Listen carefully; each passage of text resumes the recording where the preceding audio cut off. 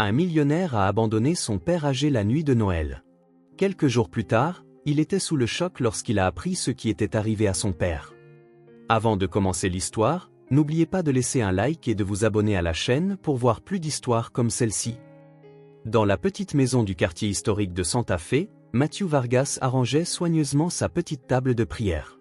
Ses doigts ridés, marqués par 75 ans d'une vie dédiée au travail acharné, tremblaient légèrement alors qu'il allumait la bougie blanche devant l'image de Notre-Dame de Guadalupe.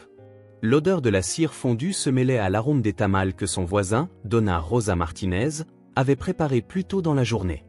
C'était la veille de Noël et l'air portait cette mélancolie caractéristique des personnes âgées qui se retrouvent seules pendant les fêtes. « Très sainte Vierge, veille sur mon fils Victor », murmura Matthew.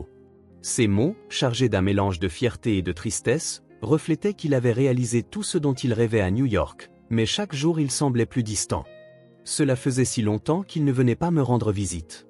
Ses yeux larmoyants contemplaient la flamme vacillante alors que des souvenirs des Noëls passés inondaient son esprit, surtout ceux où sa défunte épouse Carmen remplissait la maison de rire et de l'arôme du chocolat chaud. Le vieux téléphone sonna dans le salon, interrompant ses prières.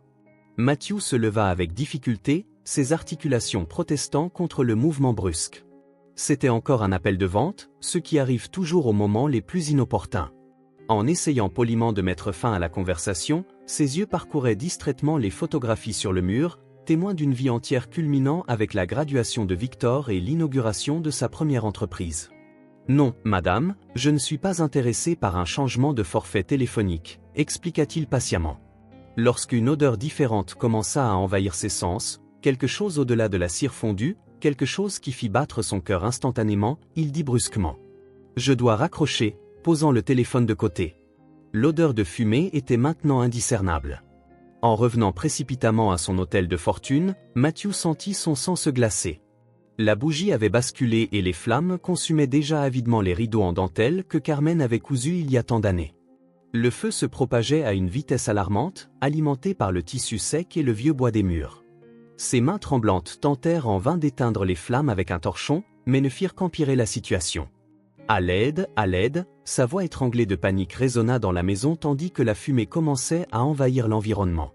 La chaleur intense et la fumée épaisse faisaient brûler ses yeux et rendirent sa respiration de plus en plus difficile. Matthew tituba vers la porte, mais ses pieds s'emmêlèrent dans le tapis, le faisant tomber lourdement sur le sol en terre cuite.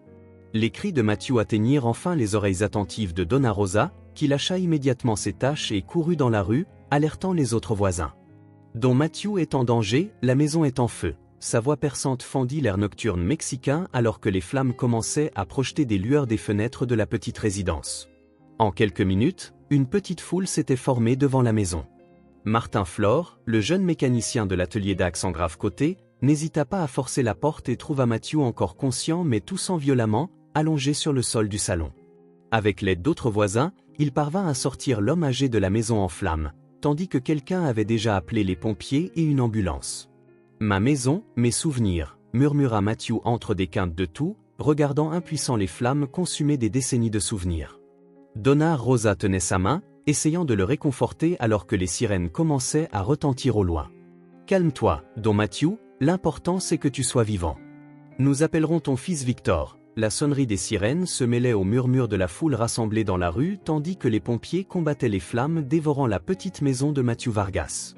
L'homme âgé, maintenant assis dans l'ambulance avec un masque à oxygène sur le visage, regardait avec des yeux embués de larmes chaque morceau de sa vie être dévoré par le feu impitoyable.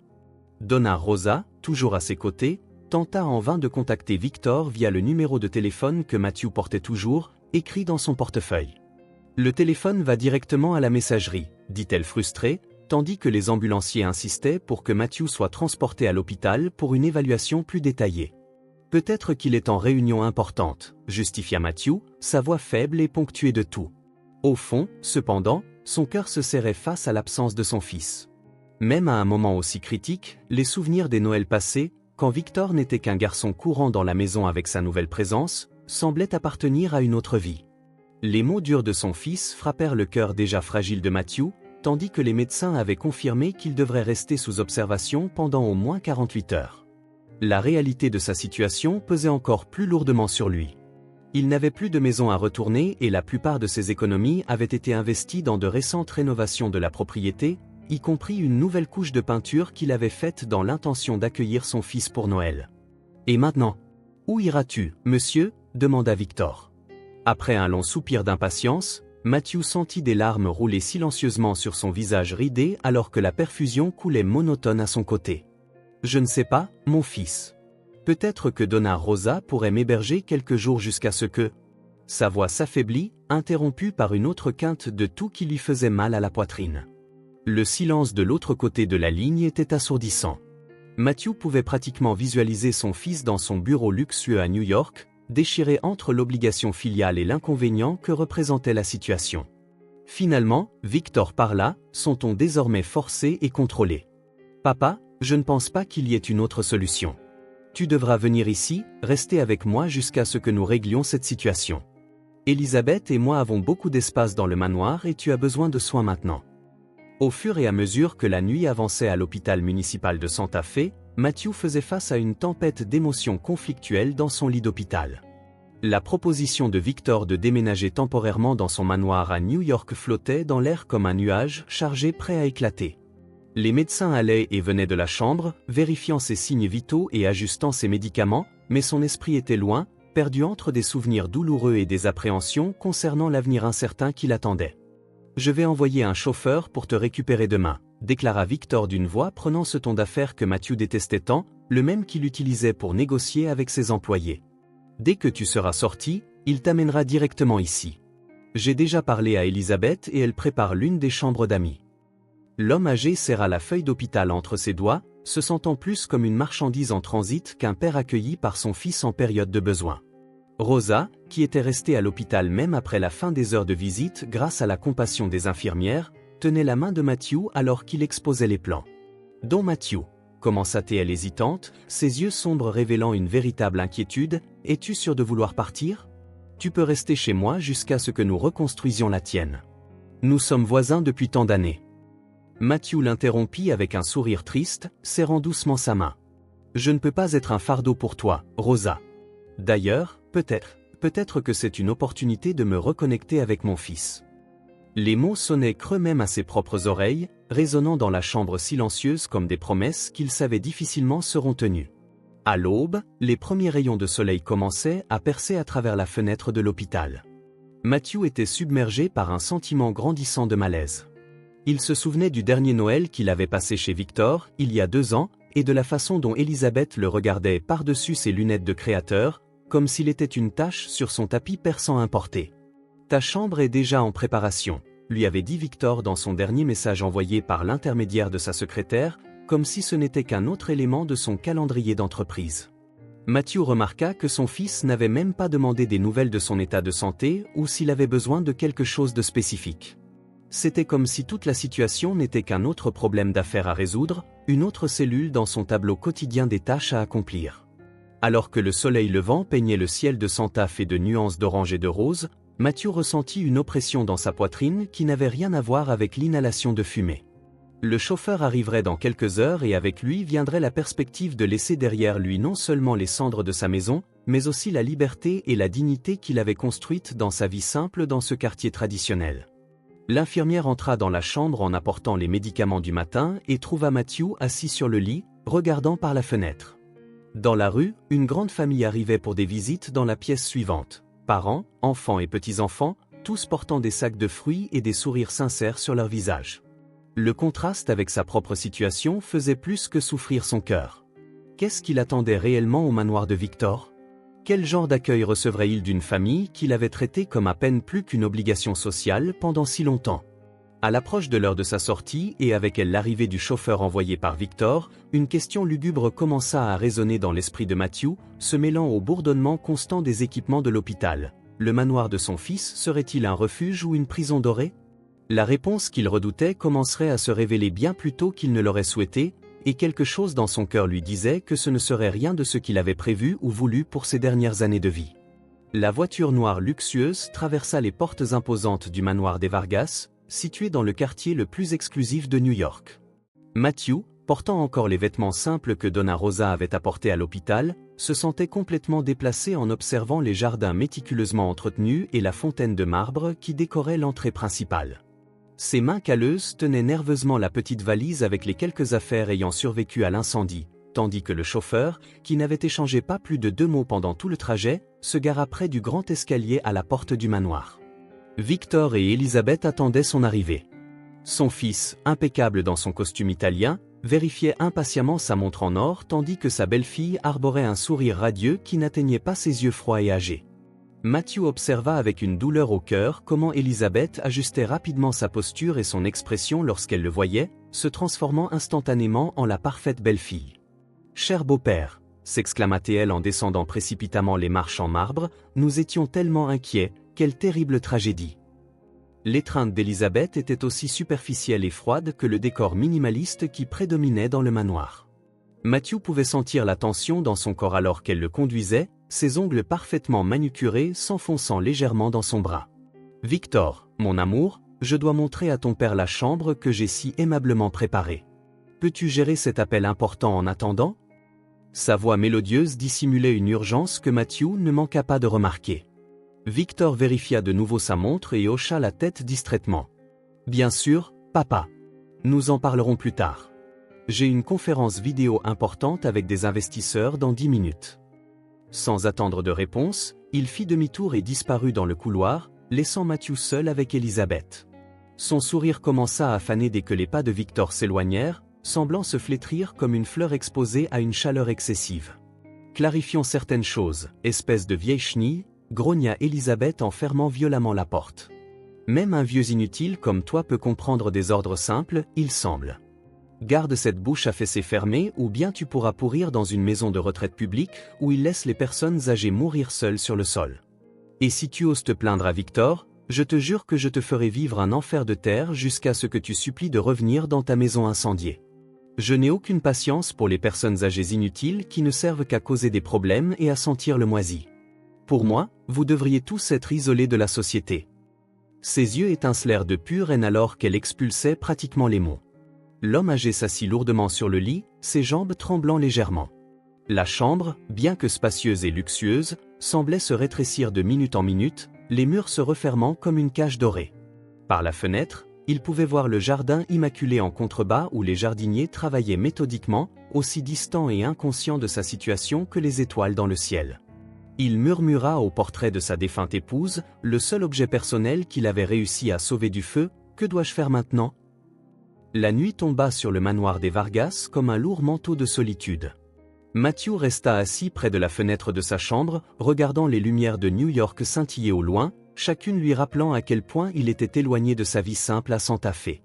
Le dîner avait été servi de la même manière que le déjeuner, sur un plateau simple dans la chambre, comme s'il était un secret à cacher aux yeux du monde extérieur.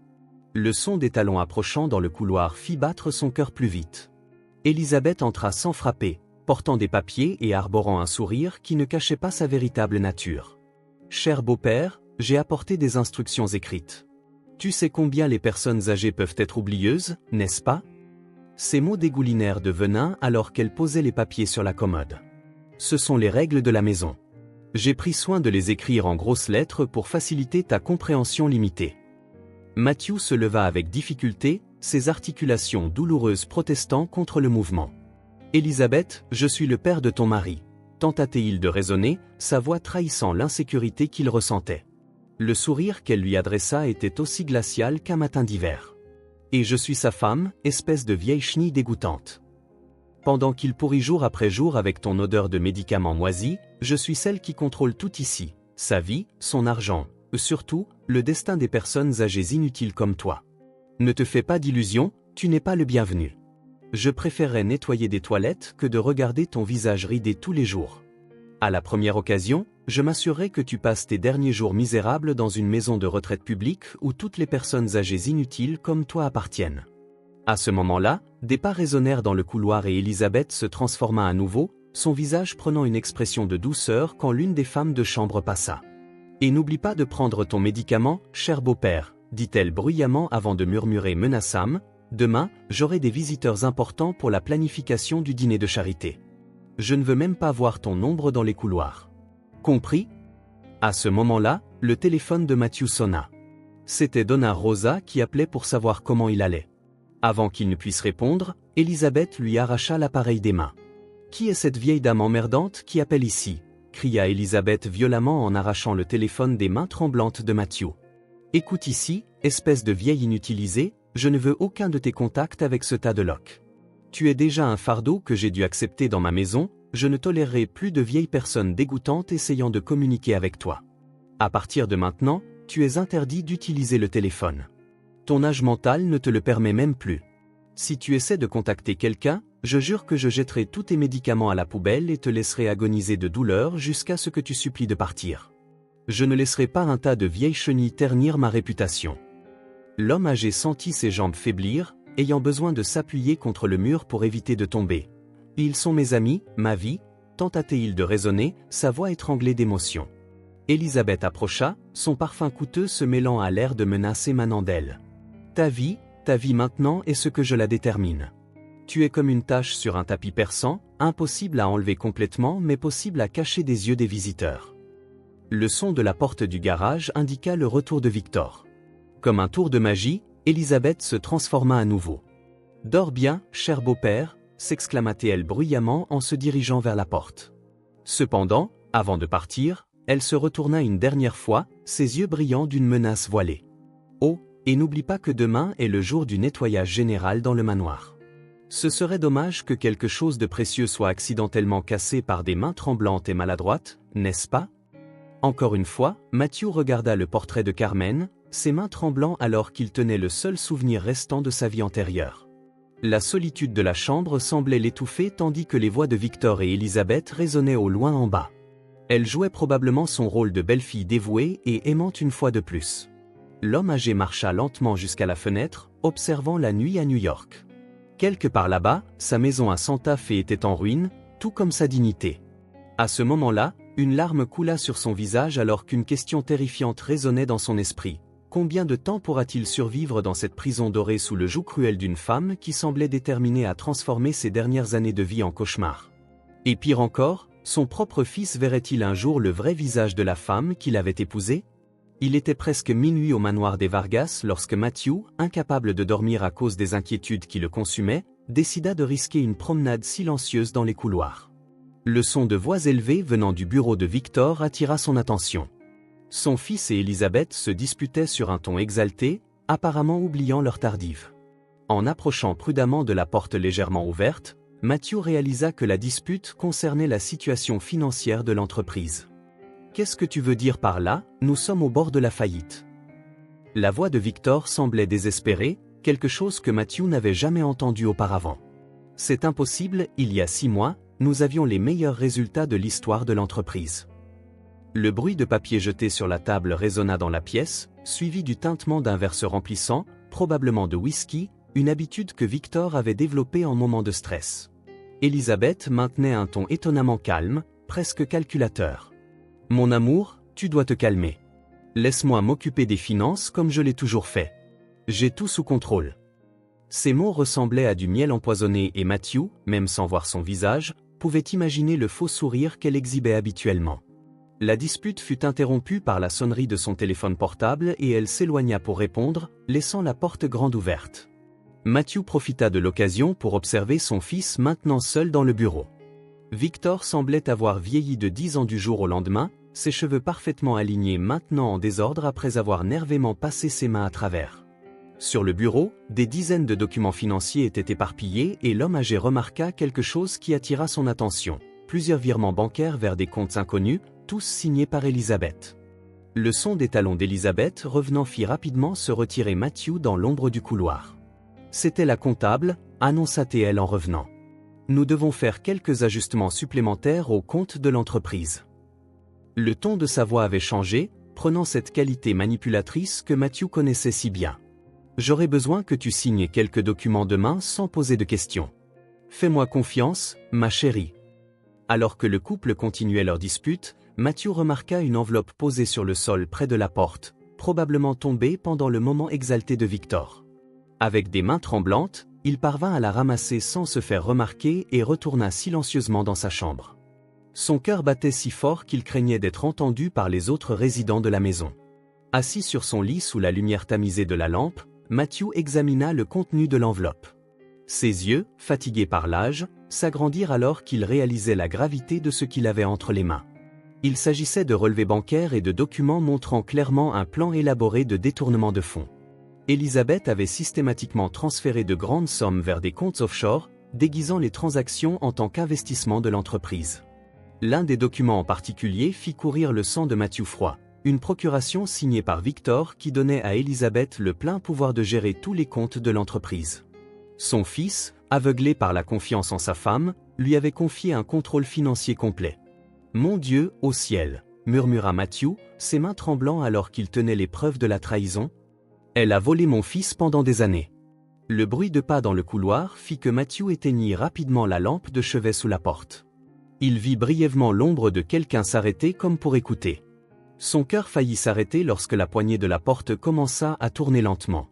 Dans un mouvement rapide, il cacha les documents dans l'étui de l'oreiller juste à temps pour voir la porte s'ouvrir, révélant la silhouette menaçante d'Elizabeth, encore éveillée à cette heure. « Beau-père » demanda-t-elle, sa voix chargée de suspicion. « J'espère que tu ne fouines pas là où tu ne devrais pas. » Son regard balaya la pièce comme un prédateur cherchant sa proie, s'attardant un instant sur l'oreiller où les documents étaient cachés.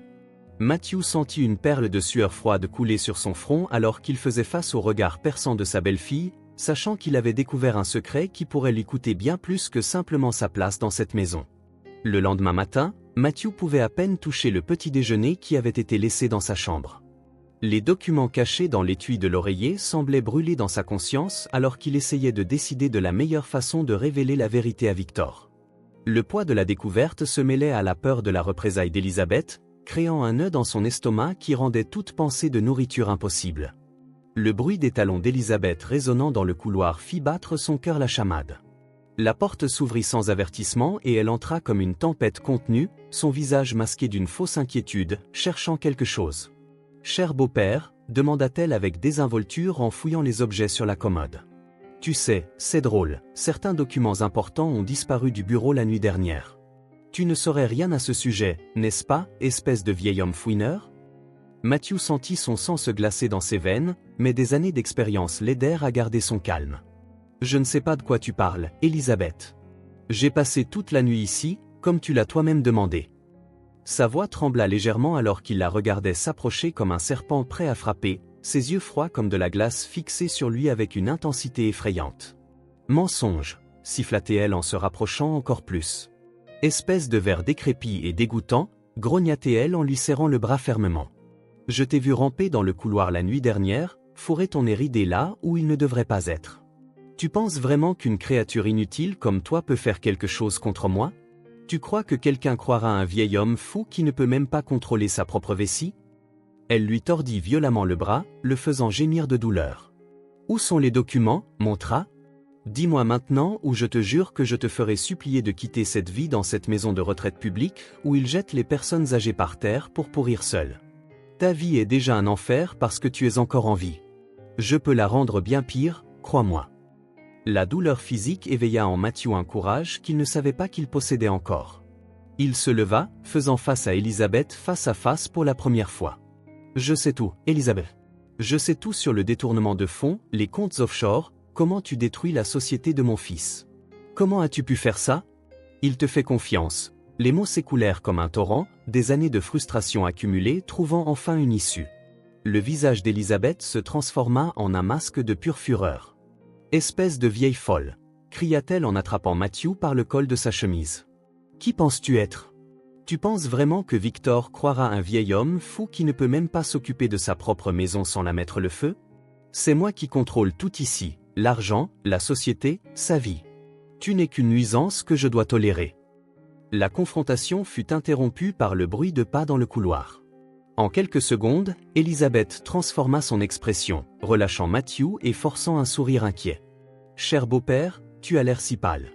Laisse-moi t'aider à t'asseoir. » Sa voix était redevenue son ton habituel, doux comme du miel, mais ses yeux brûlaient toujours de haine. « Que se passe-t-il ici » demanda Victor en apparaissant à la porte. Matthew ouvrit la bouche pour parler, mais une soudaineté de vertige le frappa, le faisant chanceler. Le stress de la confrontation, combinée à toutes les émotions des jours précédents, commençait à faire effet. Sa vision commença à s'assombrir sur les bords tandis que son cœur battait de manière irrégulière. « Mon Dieu, il fait une crise !» s'exclama Elisabeth, sa voix dégoulinant de fausses inquiétudes. Victor appela une ambulance tandis que son fils courait chercher le téléphone. Elle se pencha sur Matthew, lui murmurant à l'oreille avec une voix chargée de venin. « Voilà, espèce de vieil homme inutile, il fait une crise. Ce sera beaucoup plus facile de te faire disparaître à l'hôpital. » Matthew essaya de parler pour avertir son fils du danger, mais sa voix ne sortit pas. Le monde tournait autour de lui, les voix se mélangeant dans un tourbillon confus. La dernière chose qu'il vit avant de perdre conscience fut le sourire triomphant d'Elisabeth alors qu'elle mettait discrètement quelque chose dans sa poche de manteau. Un morceau de papier qui lui semblait terriblement familier. « Ne t'inquiète pas, mon cher », l'entendit-il dire à Victor, sa voix lointaine et déformée. « Je m'occuperai de tout. Je sais exactement quoi faire avec lui. » Les mots portaient une menace voilée que seul Matthew, dans son dernier moment de conscience, put pleinement comprendre. Le son de la sirène de l'ambulance traversa l'air matinal alors que les ambulanciers chargeaient Matthew sur la civière. Son corps était faible, mais son esprit restait suffisamment alerte pour sentir le danger de la situation. À travers des yeux à moitié fermés, il regarda Elisabeth parler avec l'un des ambulanciers, son visage un parfait masque d'inquiétude alors qu'elle gesticulait avec emphase. « Il a été très confus ces derniers temps », entendit-il dire, sa voix chargée de fausses inquiétudes. Juste aujourd'hui, il parlait de documents et de conspiration. « Je pense que le traumatisme du feu a affecté son esprit. En tant que tuteur légal, je veux l'accompagner dans l'ambulance. » L'ambulancier acquiesça, complètement dupé par sa performance convaincante, tandis que Victor restait dans le jardin, visiblement troublé. « Mon amour, va à la société et occupe-toi de ces affaires urgentes, » instruisit Elisabeth son mari d'une voix douce. « Je veillerai sur ton père, ne t'inquiète pas. » Matthew essaya de protester, mais sa voix ne sortit que comme un faible murmure. L'oxygène sur son visage et les médicaments commençant déjà à circuler dans ses veines rendaient difficile le maintien de la conscience, mais il lutta contre la somnolence, sachant que s'endormir pouvait être extrêmement dangereux. À l'intérieur de l'ambulance, dès que les portes se fermèrent, Elisabeth se pencha sur Matthew, son visage se transformant en un masque de pure méchanceté. « Tu pensais vraiment pouvoir me cacher quelque chose ? Espèce de ver mourant !» murmura-t-elle avec pur venin, s'assurant que les ambulanciers ne pouvaient pas l'entendre par-dessus la sirène. « Je vais te faire prendre tellement de médicaments mélangés que tu deviendras un légume bavard. Qui sait, tu pourrais même avoir un arrêt cardiaque accidentel. Ce serait une faveur pour le monde de débarrasser la société d'un vieil homme inutile qui ne fait que prendre de la place et consommer de l'oxygène. Tu passeras tes derniers jours attaché à un lit, te noyant dans ta propre bave, suppliant la faim qui ne viendra pas assez tôt. » Le cœur de Matthew battait la chamade alors qu'il comprenait son plan diabolique. Elisabeth avait l'intention d'utiliser ses propres médicaments contre lui, le faisant paraître fou et confus. « Tu ne peux pas », essaya-t-il de parler, mais elle l'interrompit avec un sourire cruel. « Si je peux et si je le ferai. Après tout, je suis ton tuteur légal maintenant. Victor m'a donné plein pouvoir ce matin. » Inquiet pour sa santé après l'incendie, les machines commencèrent à biper plus fort, reflétant l'agitation croissante de Matthew. L'un des ambulanciers s'approcha pour vérifier ses signes vitaux un instant. Elisabeth saisit la parole pour murmurer. « Quand nous arriverons à l'hôpital, je m'assurerai qu'ils reçoivent le traitement approprié. » Qui va croire les mots d'un vieil homme décrépit qui a presque incendié sa propre maison ? Matthew tenta désespérément de rester conscient, sachant que chaque moment de lucidité était précieux. À travers la petite fenêtre de l'ambulance, il vit les bâtiments de New York passer rapidement, chacun semblant emporter avec lui une partie de son espoir. Les documents prouvant la culpabilité d'Elisabeth étaient maintenant entre ses mains et sa crédibilité était sur le point d'être détruite. « Il est très agité », commenta l'un des ambulanciers en préparant une seringue. « Je vais lui donner un léger sédatif. » Elisabeth intervint immédiatement, sa voix douce comme du poison. « Docteur, laissez-moi vous montrer la liste des médicaments qu'il prend. Nous devons nous assurer qu'il n'y aura aucune interaction dangereuse, n'est-ce pas ?» Son sourire était triomphant lorsqu'elle tendit à l'ambulancier un papier, une liste que Matthew était certain avait été falsifiée.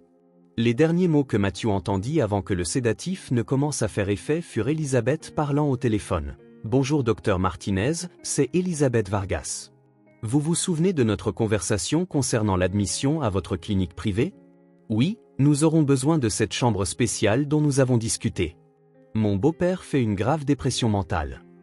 Son rire doux se mêla au son de la sirène alors que la conscience de Matthew s'effaçait lentement. Ses dernières pensées avant que l'obscurité ne l'enveloppe complètement étaient de pur désespoir. Comment pourrait-il sauver son fils et la société maintenant? Comment prouver la vérité sur Elizabeth alors qu'elle était sur le point de le transformer en prisonnier drogué dans une clinique privée? Le monde autour de lui commença à disparaître et avec lui sa dernière chance d'exposer la vérité sur la femme qui détruisait sa famille. La chambre privée à l'hôpital central de New York était enveloppée d'un calme troublant, brisé uniquement par le bip constant des moniteurs cardiaques. Matthew, allongé sur le lit d'hôpital avec divers électrodes connectées à sa poitrine, luttait pour maintenir sa conscience alors qu'il regardait Elizabeth converser avec les médecins dans le couloir à travers la porte vitrée. Sa silhouette élégante gesticulait avec emphase, sa belle-fille dévouée agissant si parfaitement que même les professionnels les plus expérimentés semblaient convaincus. « Docteur, je suis extrêmement inquiète. Depuis l'incendie, il a manifesté des comportements très étranges. Il n'arrête pas d'inventer des histoires sur des documents, de faire des accusations absurdes. Je pense que le traumatisme a gravement affecté son état mental. » Matthew essaya de se lever pour protester, mais son corps se sentait trop lourd, résultat des sédatifs administrés dans l'ambulance. Lorsque le médecin s'éloigna, Elizabeth entra dans la pièce en fermant doucement la porte derrière elle.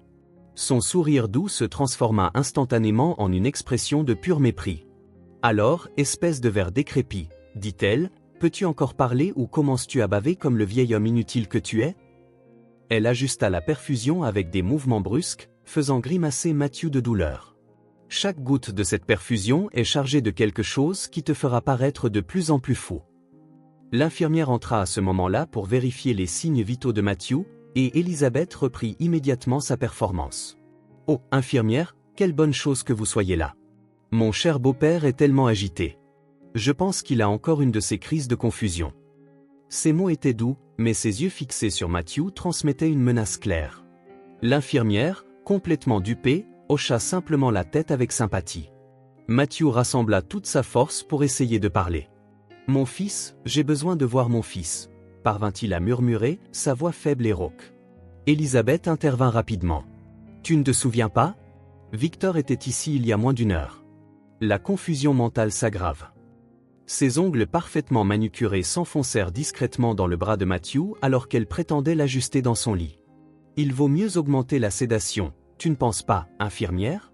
Je déteste le voir si agité. » Après le départ de l'infirmière, Elizabeth se pencha sur Matthew, son parfum coûteux se mêlant à l'odeur de désinfectant de l'hôpital. « Essaie de dire autre chose, espèce de déchet fou, » murmura-t-elle avec chaque mot, « j'augmenterai la dose des médicaments jusqu'à te transformer en légume bavard. Peut-être auras-tu un accident et cesseras-tu de respirer pendant la nuit.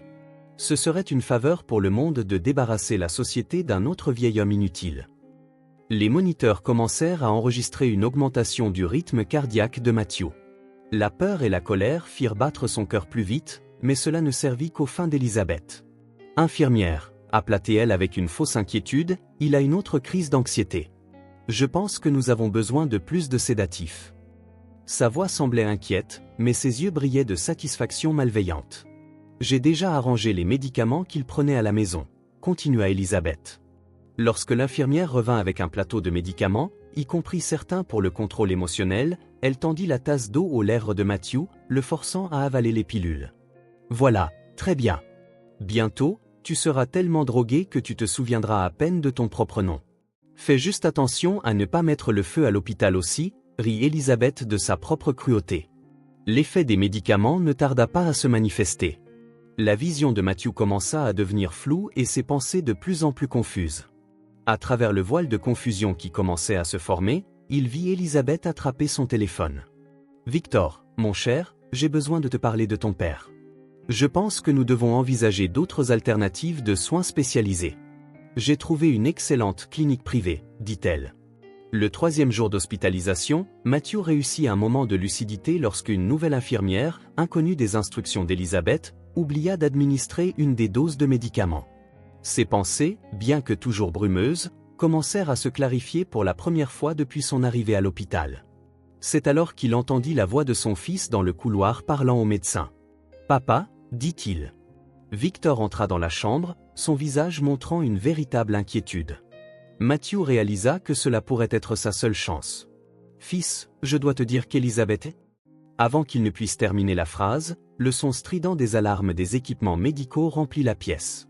Elisabeth, qui était juste derrière Victor, avait accidentellement heurté les appareils, déconnectant certains fils. « Mon Dieu, il fait encore une crise !» cria Elisabeth, sa voix chargée de fausse inquiétude. Victor appela rapidement le médecin. Alors que son fils courait hors de la chambre, elle s'approcha de Matthew avec un sourire diabolique. « Un mot de plus, espèce de Versale, et je te jure que je débrancherai toutes ces machines. Pendant la nuit, ce sera un départ naturel, un vieil homme inutile qui ne pouvait pas supporter la pression. » Matthew tenta de se débattre, mais Elisabeth injectait déjà quelque chose dans sa ligne 4. « Cela te gardera silencieux et confus. Qui sait, cela pourrait même provoquer des hallucinations intéressantes. Ta petite tête décrépite fera la fête. » Ses yeux brillaient de cruauté alors qu'elle ajustait le débit de la perfusion. « Tu sais ce qui est mieux ? Le médecin lui-même l'a prescrit, faisant confiance à mon jugement en tant que soignante dévouée. » Quand les médecins se précipitèrent dans la chambre, ils trouvèrent Matthew agité et confus, exactement comme Elisabeth l'avait planifié. « Docteur, dit-elle, il essayait de retirer l'équipement. » Mentit-elle, ses fausses larmes coulant parfaitement sur son visage maquillé. Il disait des choses absurdes sur des conspirations et des vols. Je pense que le traumatisme du feu a affecté son esprit plus que nous ne le pensions. Le médecin, complètement manipulé, prit des notes sur son clipoir. Madame Vargas, dit-il, nous devrons peut-être envisager une surveillance psychiatrique plus intensive. Cette confusion mentale pourrait être dangereuse. Elisabeth hocha la tête en prétendant essuyer des larmes. J'ai recherché quelques cliniques spécialisées, docteur. En tant qu'épouse de l'homme d'affaires Victor Vargas, je veux assurer le meilleur traitement pour mon cher beau-père. Matthew essaya de crier pour alerter tout le monde de la vérité, mais sa voix ne sortit que comme un murmure incohérent. Les médicaments qu'Elisabeth avait injectés commençaient à faire effet, transformant la chambre en un carrousel confus de visages et de voix. Vous voyez, docteur, la voix d'Elisabeth semblait distante, il est complètement hors de lui. Nous ne pouvons pas le garder à la maison dans cet état. À travers le brouillard chimique qui commençait à dominer son esprit, Matthew vit Victor revenir dans la chambre, son visage un masque de préoccupation et de culpabilité. « Fils » tenta-t-il de nouveau, sa voix à peine audible, elle a les documents. Mais ces mots sortirent en désordre, sans signification, exactement comme Elisabeth l'avait planifié. Vous voyez, mon amour, Elisabeth embrassa Victor, ses larmes de crocodile mouillant la chemise coûteuse de son mari. Votre père a des délires terribles, d'abord l'incendie, maintenant ces accusations. Je ne supporte pas de le voir souffrir ainsi. Elle fit une pause dramatique avant de continuer. Peut-être que cette clinique spécialisée dont j'ai parlé est vraiment la meilleure option. Matthew regarda, impuissant, son propre fils hocher lentement la tête, convaincu par la performance magistrale de sa femme. Quoi que tu penses être le mieux, mon cher, tu as été un ange en t'occupant de lui, sourit Elisabeth triomphalement par-dessus l'épaule de Victor, ses yeux fixés sur Matthew transmettant un message clair, elle avait gagné. 5 jours après son admission, Matthew se préparait à être sorti de l'hôpital. Son corps était maintenant constamment dopé par les médicaments administrés par Elisabeth, réagissant à peine à ses commandes. Assis sur le lit d'hôpital, il regardait avec des yeux vitreux alors qu'elle organisait les papiers de sortie avec une efficacité glaçante. Son esprit luttait contre le brouillard chimique qui le gardait emprisonné dans son propre corps. Alors que le docteur parlait, Elisabeth s'adressa au médecin d'un ton professionnel et contrôlé. « J'ai déjà organisé pour qu'une infirmière privée administre ces médicaments à la maison. Je ne veux pas risquer qu'il ait une autre confusion avec les dosages. » Sa voix dégoulinait de fausse inquiétude alors qu'elle tenait une liste exhaustive de médicaments, dont beaucoup étaient des substances contrôlées lourdes qu'elle avait convaincu les médecins de prescrire. Après tout, nous ne pouvons pas le laisser vivre une autre crise de confusion mentale. Matthew essaya de protester en voyant l'absurde quantité de médicaments prescrits, mais sa langue se sentait trop lourde pour former des mots cohérents. « Vous voyez, Elisabeth, pointa-t-il immédiatement, il est toujours très confus, docteur. Je pense que nous allons avoir besoin de cette prescription supplémentaire dont nous avons discuté. Vous savez comment ces personnes âgées peuvent devenir agitées. » Ses ongles parfaitement manucurés caressaient l'épaule de Matthew comme des griffes déguisées en affection.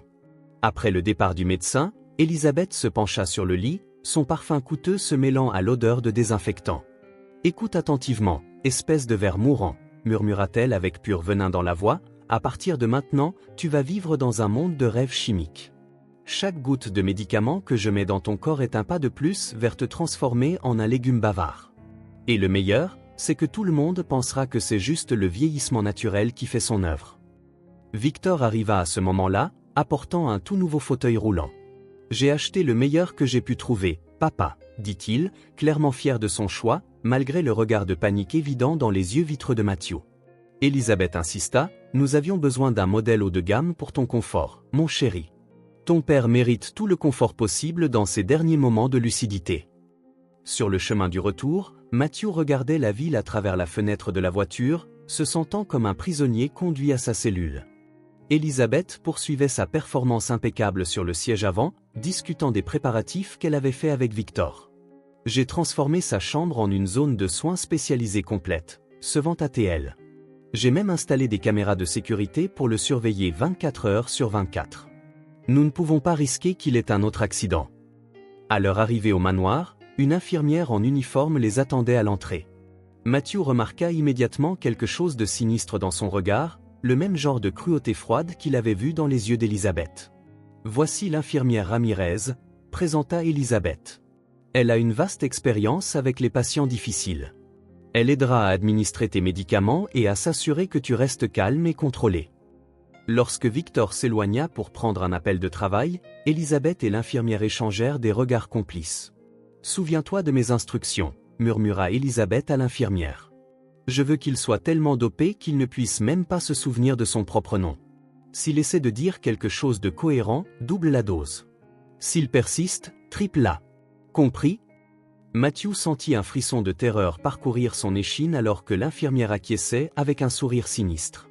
Sa chambre, autrefois un espace de séclusion, avait été transformée en une prison médicale privée avec des équipements de surveillance tout autour et une étagère pleine de bouteilles de médicaments. À travers le brouillard chimique dominant déjà son esprit, une réalisation terrifiante commença à prendre forme. Ce n'était pas un plan de soins, mais une condamnation à mort lente et calculée. « Bienvenue dans ton nouveau chez-toi, beau-père », chuchota Elisabeth à son oreille alors qu'elle l'installait dans le lit. « Profite de tes derniers moments de lucidité. Bientôt, tout ce qu'il restera de toi sera une coquille vide, bavarde et délirante, jusqu'à ce que la nature fasse enfin son œuvre et débarrasse le monde de ta présence inutile. Et le meilleur, c'est que tout le monde dira que c'était une mort naturelle, une fin digne pour un vieil homme qui a perdu la raison. » Une semaine s'était écoulée depuis le retour de Matthew de l'hôpital. Sa chambre, désormais transformée en une sorte de salle de repos privée, était enveloppée de l'obscurité de l'après-midi lorsqu'Elisabeth entra portant un plateau avec plusieurs bouteilles de médicaments. L'infirmière Ramirez l'accompagnait, les deux échangeant des regards complices en s'approchant du lit où Matthew gisait à moitié conscient en raison des doses de sédatifs de plus en plus fréquentes. « Il est temps pour tes médicaments spéciaux, cher beau-père », dit Elisabeth avec une fausse douceur en mélangeant différentes pilules dans un verre d'eau. L'infirmière Ramirez lui avait appris quelques combinaisons intéressantes qui te rendront encore plus coopératif. Ses ongles rouges cliquetèrent contre le verre alors qu'elle dissolvait les médicaments, produisant un mélange trouble qui horrifierait n'importe quel médecin légitime. L'infirmière Ramirez tenait la tête de Matthew avec une force inutile pendant qu'Elisabeth forçait le liquide entre ses lèvres. « Avale tout, espèce de vieil homme inutile », murmura-t-elle cruellement. « Chaque goutte de ce cocktail te transformera en la marionnette parfaite pour mes plans. » Matthew tenta de résister, mais ses muscles, déjà affaiblis par des jours de sédation constante, ne répondirent pas à ses commandes. Elisabeth attendit quelques minutes, observant avec une satisfaction morbide les yeux de Matthew commencer à perdre leur focus. Lorsqu'elle fut certaine que les médicaments avaient fait effet, elle ouvrit son attaché-caisse en cuir italien et en sortit une pile de documents soigneusement préparés. « Voici la partie amusante », dit-elle en ajustant un stylo entre les doigts tremblants de Matthew. « Nous ferons de toi le grand méchant de cette histoire. Infirmière, aide notre cher Matthew à se redresser. Nous avons besoin que ses signatures soient au moins légèrement lisibles. » Elisabeth ordonna en étalant les documents sur le lit. « Ces papiers prouvent que toi, mon cher beau-père, tu as détourné de l'argent de la société pendant des années, transféré forgé. Tous avec tes empreintes digitales, ou plutôt avec ce qu'il en restera une fois que nous aurons fini avec tes mouvements calculés. » Elisabeth guida la main tremblante de Matthew sur les papiers, le forçant à signer document après document. « Quelle intéressante !» le taquina-t-elle. « Ces transferts montrent que tu as commencé à détourner des fonds juste après l'incendie de ta maison. Le traumatisme a dû affecter ton esprit, Tu ne penses pas? Quelle histoire émouvante à raconter, Victor. L'infirmière Ramirez maintenait Matthew stable pendant qu'il essayait inutilement de résister. Ne t'inquiète pas pour l'écriture tremblante, ria cruellement Elizabeth. Cela ne fera qu'ajouter à la crédibilité. Après tout, tu n'es qu'un vieil homme fou qui a perdu le contrôle de ses facultés mentales. Sa voix drippait de sarcasme alors qu'elle organisait méthodiquement chaque document signé. La chambre tournait dans l'esprit confus de Matthew, les mots sur les documents dansant devant ses yeux comme des serpents venimeux. À travers le brouillard chimique, il pouvait vaguement comprendre le plan diabolique qu'Elizabeth créait, une toile élaborée de fausses preuves le transformant en coupable de l'effondrement financier de la société tout en se protégeant elle-même. Tu sais ce qui est le plus brillant, continua Elizabeth en rangeant les documents dans son attaché-caisse. Quand tout cela sera révélé, non seulement je serai débarrassé des soupçons concernant le détournement de fonds, mais j'aurai aussi l'excuse parfaite pour t'engager définitivement. Après tout, quel genre d'homme volerait son propre fils? Un homme complètement fou, n'est-ce pas? Elle claqua son attaché-caisse fermé avec un clic satisfait alors que l'infirmière ajustait la perfusion, augmentant la dose de sédatif. Matthew luttait contre le brouillard chimique dominant son esprit alors qu'Elizabeth récupérait plus de documents de son attaché-caisse. L'infirmière Ramirez avait momentanément quitté la pièce pour chercher plus de seringues, le laissant seul avec sa tortionnaire. À ce moment de semi-conscience, il réalisa qu'Elizabeth parlait au téléphone avec quelqu'un, sa voix basse et conspiratrice résonnant dans la chambre. « Tout est prêt », murmura-t-elle. Le vieil fou a signé tous les documents. Dans quelques heures, une fois que les médicaments se seront estompés un peu, je l'appellerai pour une dernière performance. Elle fit une pause, riant doucement. Non, ne t'inquiète pas, il est tellement dopé qu'il peut à peine distinguer la réalité de l'hallucination. Personne ne croira un mot de ce qu'il dit. Avec des pas félins, Elizabeth s'approcha du lit, tenant une autre tasse avec un mélange trouble de médicaments. « C'est l'heure de ta dose spéciale, beau-père », chanta cruellement. « Nous devons te garder calme et conforme pour notre grand final. » Ses ongles s'enfoncèrent dans le visage de Matthew alors qu'elle forçait le liquide dans sa bouche. « Avale tout, espèce de ver. Chaque goutte est un autre clou dans ton cercueil. » Le goût amer des médicaments fit vomir Matthew, déclenchant un rire satisfait d'Elizabeth. « Pathétique, regarde-toi, tu ne peux même plus avaler correctement. Tu sais ce qui est le plus délicieux? Victor est tellement préoccupé par la société qu'il ne remarque même pas ce que je fais à son précieux papa. Les hommes sont tellement prévisibles. » À ce moment-là, l'infirmière Ramirez revint avec un plateau de seringues. « Êtes-vous sûre de ce dosage, madame ?» demanda-t-elle. Un rare moment d'hésitation dans sa voix cruelle. « C'est presque 3 fois la quantité recommandée, » répondit Elizabeth avec un regard glacial. « Remets-tu en question mes ordres? Tu veux perdre ton bonus supplémentaire? Administre tout. S'il décède, nous dirons que c'était une crise cardiaque causée par le stress. » Matthew sentit l'aiguille percer sa peau alors que plus de médicaments entraient dans son système déjà surchargé. À travers la confusion mentale, il entendit Elizabeth continuer son monologue cruel. « Tu savais que ton fils envisage déjà cette clinique psychiatrique que j'ai suggérée, cette clinique éloignée où les patients problématiques ont tendance à disparaître mystérieusement? Mais maintenant, avec ces documents, nous n'en aurons même pas besoin. Tu seras arrêté pour fraude si tu survives aux prochaines doses. » Une lueur de lucidité traversa l'esprit brumeux de Matthew. Avec un effort surhumain, il parvint à murmurer « Pourquoi ?» Elizabeth se pencha sur lui, son parfum coûteux se mêlant à l'odeur des médicaments. « Pourquoi ? Parce que je peux, espèce de vieil homme inutile. Parce que pendant que tu pourris ici, drogué et délirant, je prendrai le contrôle complet de la société. Ton fils est intelligent en affaires, mais tellement naïf quand il s'agit de moi. » L'infirmière Ramirez préparait une autre seringue lorsque le bruit de pas dans le couloir fit qu'Elizabeth se ressaisit rapidement pour cacher ce qu'elle avait ordonné précipitamment, en rangeant quelques documents. Victor arrive, Showtime sur son visage se transforma instantanément en masque de préoccupation qu'elle avait perfectionné. « Chérie, Victor » s'exclama Elizabeth alors qu'il entrait dans la pièce, « je suis si contente que tu sois là. Ton père fait de nouveau l'une de ces crises de confusion. » Elle essuya des larmes inexistantes tout en faisant un geste vers les papiers éparpillés sur le lit. Je l'ai trouvé en train d'essayer de signer des documents étranges. Je pense que sa confusion mentale s'aggrave. Matthew avait essayé désespérément d'avertir son fils, mais sa langue semblait faite de plomb. Les mots sortaient brouillés et incompréhensibles, exactement comme Elizabeth l'avait prévu. « Tu vois, dit-elle d'une voix teintée de fausse préoccupation, il ne peut plus parler de manière cohérente et ces documents que j'ai trouvés. Ma chère, je pense que nous devons avoir une conversation sérieuse sur ce que ton père a fait avec l'argent de l'entreprise. Victor examina les documents qu'Elisabeth lui tendait, son visage pâlissant à chaque page. Virements bancaires, contrats falsifiés, dossiers de détournement de fonds, tous portant la signature tremblante de Matthew. Elisabeth garda une main sur son épaule, ses yeux brillants de triomphe à peine dissimulés alors qu'elle observait la douloureuse réalisation se répandre sur le visage de son mari. « Je n'arrive pas à y croire, murmura Victor, sa voix chargée de déception. « Papa, comment as-tu pu nous faire ça, à nous et à l'entreprise que j'ai construite avec tant de sacrifices ?» Matthew tenta de bouger pour expliquer, crier la vérité, mais son corps ne répondait pas. Les médicaments qu'Elisabeth avait forcés dans son système le maintenaient dans un état de paralysie consciente, capable de tout comprendre mais impuissant à réagir. « Mon amour, joua Elisabeth son rôle à la perfection. J'ai remarqué des comportements étranges depuis des semaines, d'abord les histoires de documents manquants, puis les accusations contre moi. Je pense que le traumatisme de l'incendie a affecté son esprit plus profondément que nous ne l'avions réalisé. » Ses paroles étaient teintées de venin déguisé alors qu'elle augmentait subtilement le débit de la perfusion remplie de sédatifs.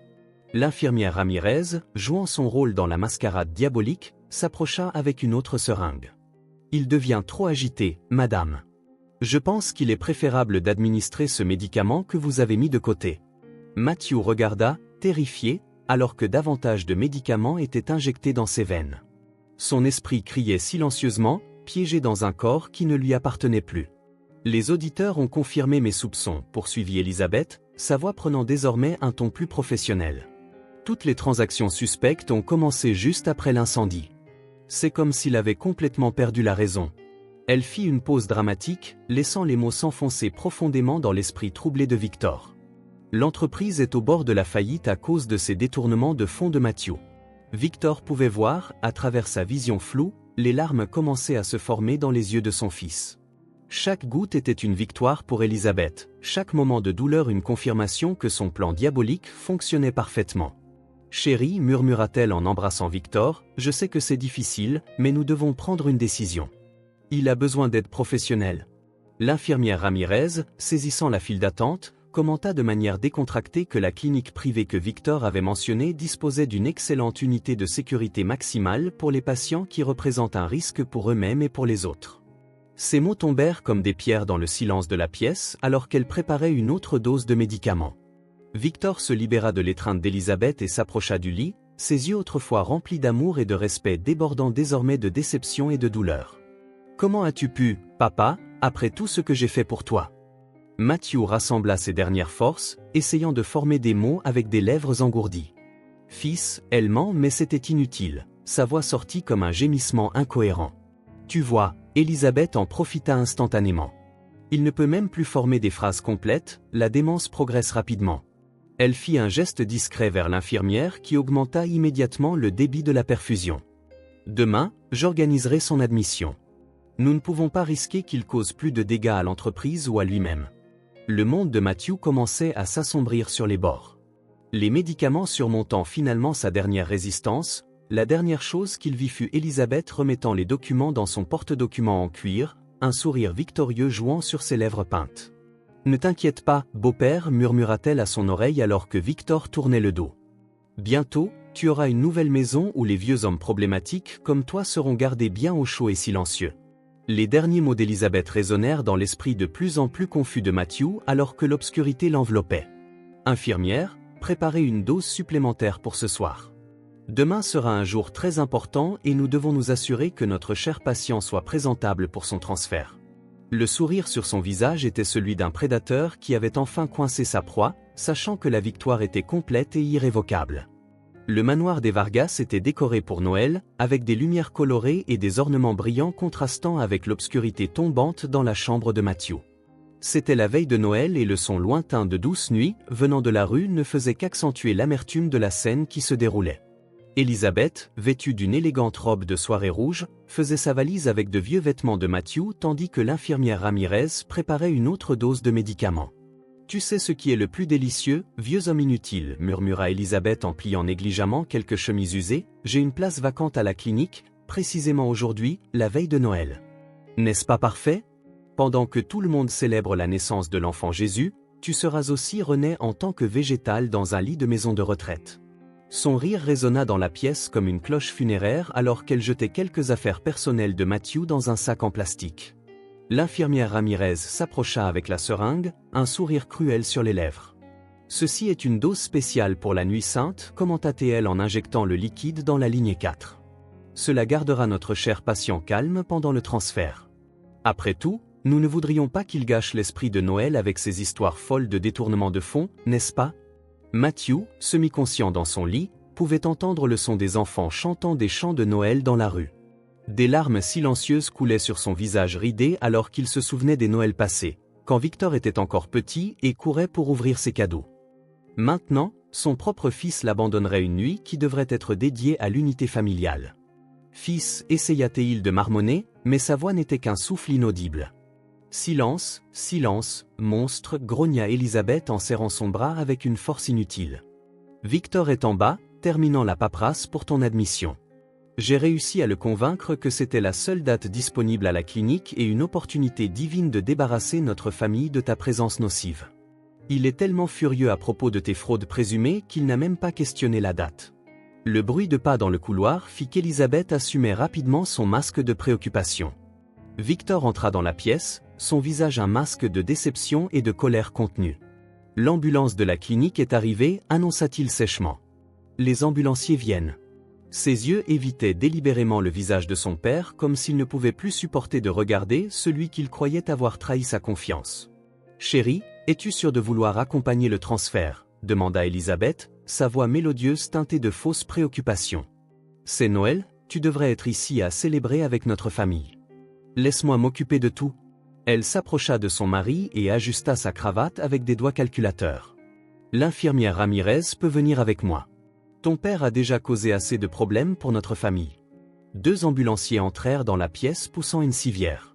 Matthew remarqua quelque chose d'étrange dans leur regard, il n'y avait aucune compassion professionnelle habituelle, seulement une efficacité froide et calculée.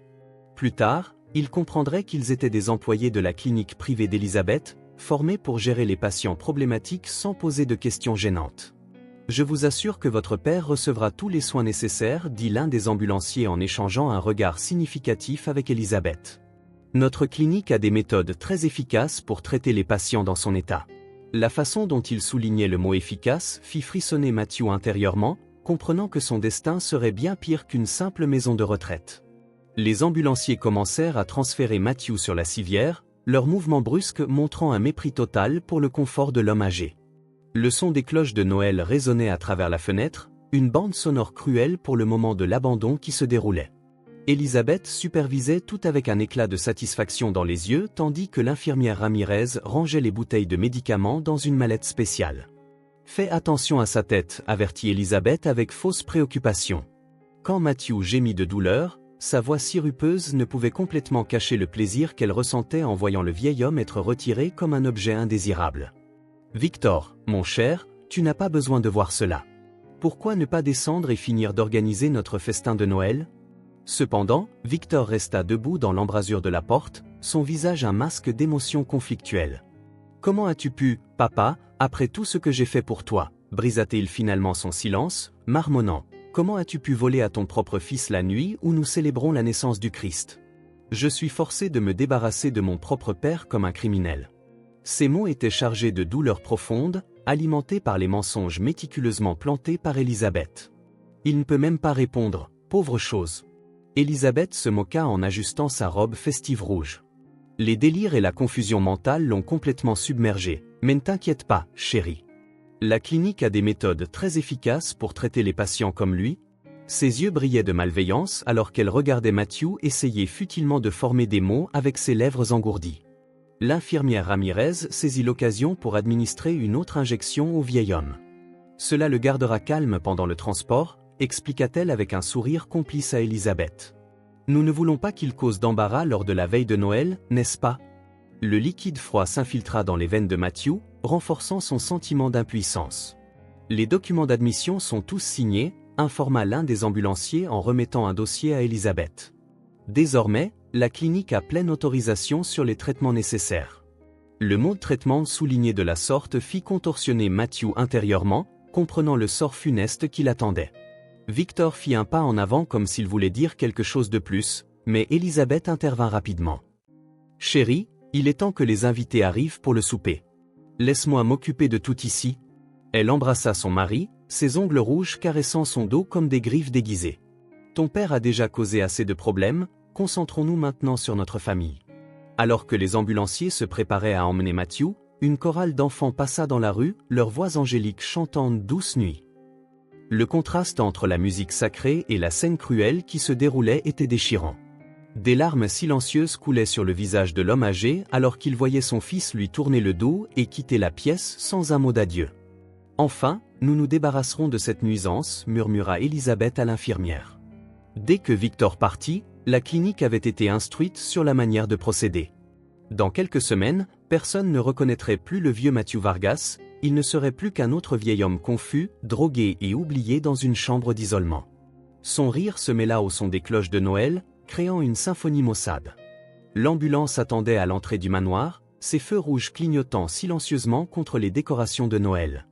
Les ambulanciers roulèrent la civière de Matthew à travers les couloirs luxueux, passant par le grand sapin de Noël dans le hall d'entrée. Elisabeth suivait de près, ses talons aiguilles marquant un rythme impitoyable sur le sol en marbre alors qu'elle ajustait nonchalamment son collier de diamants. « Attendez un instant, » ordonna-t-elle quand ils atteignirent la porte principale avec un sourire cruel. Elle se pencha sur Matthew, ajustant inutilement les draps le couvrant. « Tu sais, beau-père, j'ai personnellement sélectionné ta nouvelle maison. C'est un endroit spécial où les vieux hommes inutiles comme toi sont tenus bien éloignés de la société. J'ai rencontré le directeur de la clinique lors d'un événement caritatif, il a des méthodes très intéressantes pour traiter les patients problématiques. » L'infirmière Ramirez s'approcha avec une dernière seringue. « Ceci est une dose spéciale de Noël, » se moqua-t-elle en injectant le liquide dans la perfusion de Matthew. « Cela garantira que tu auras des rêves très intéressants lors de ta première nuit à la clinique. » Le médicament commença à faire effet presque immédiatement, transformant le monde de Matthew en une brume confuse de lumière de Noël et d'ombres menaçantes.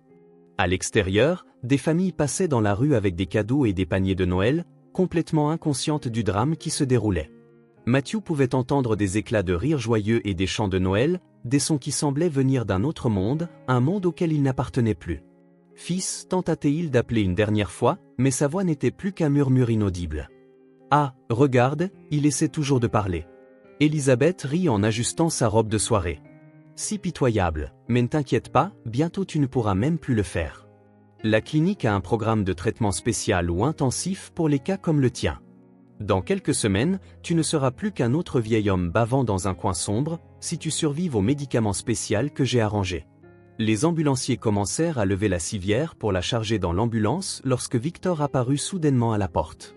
Pendant un bref instant, Matthew vit une ombre de doute traverser le visage de son fils, une lueur d'hésitation.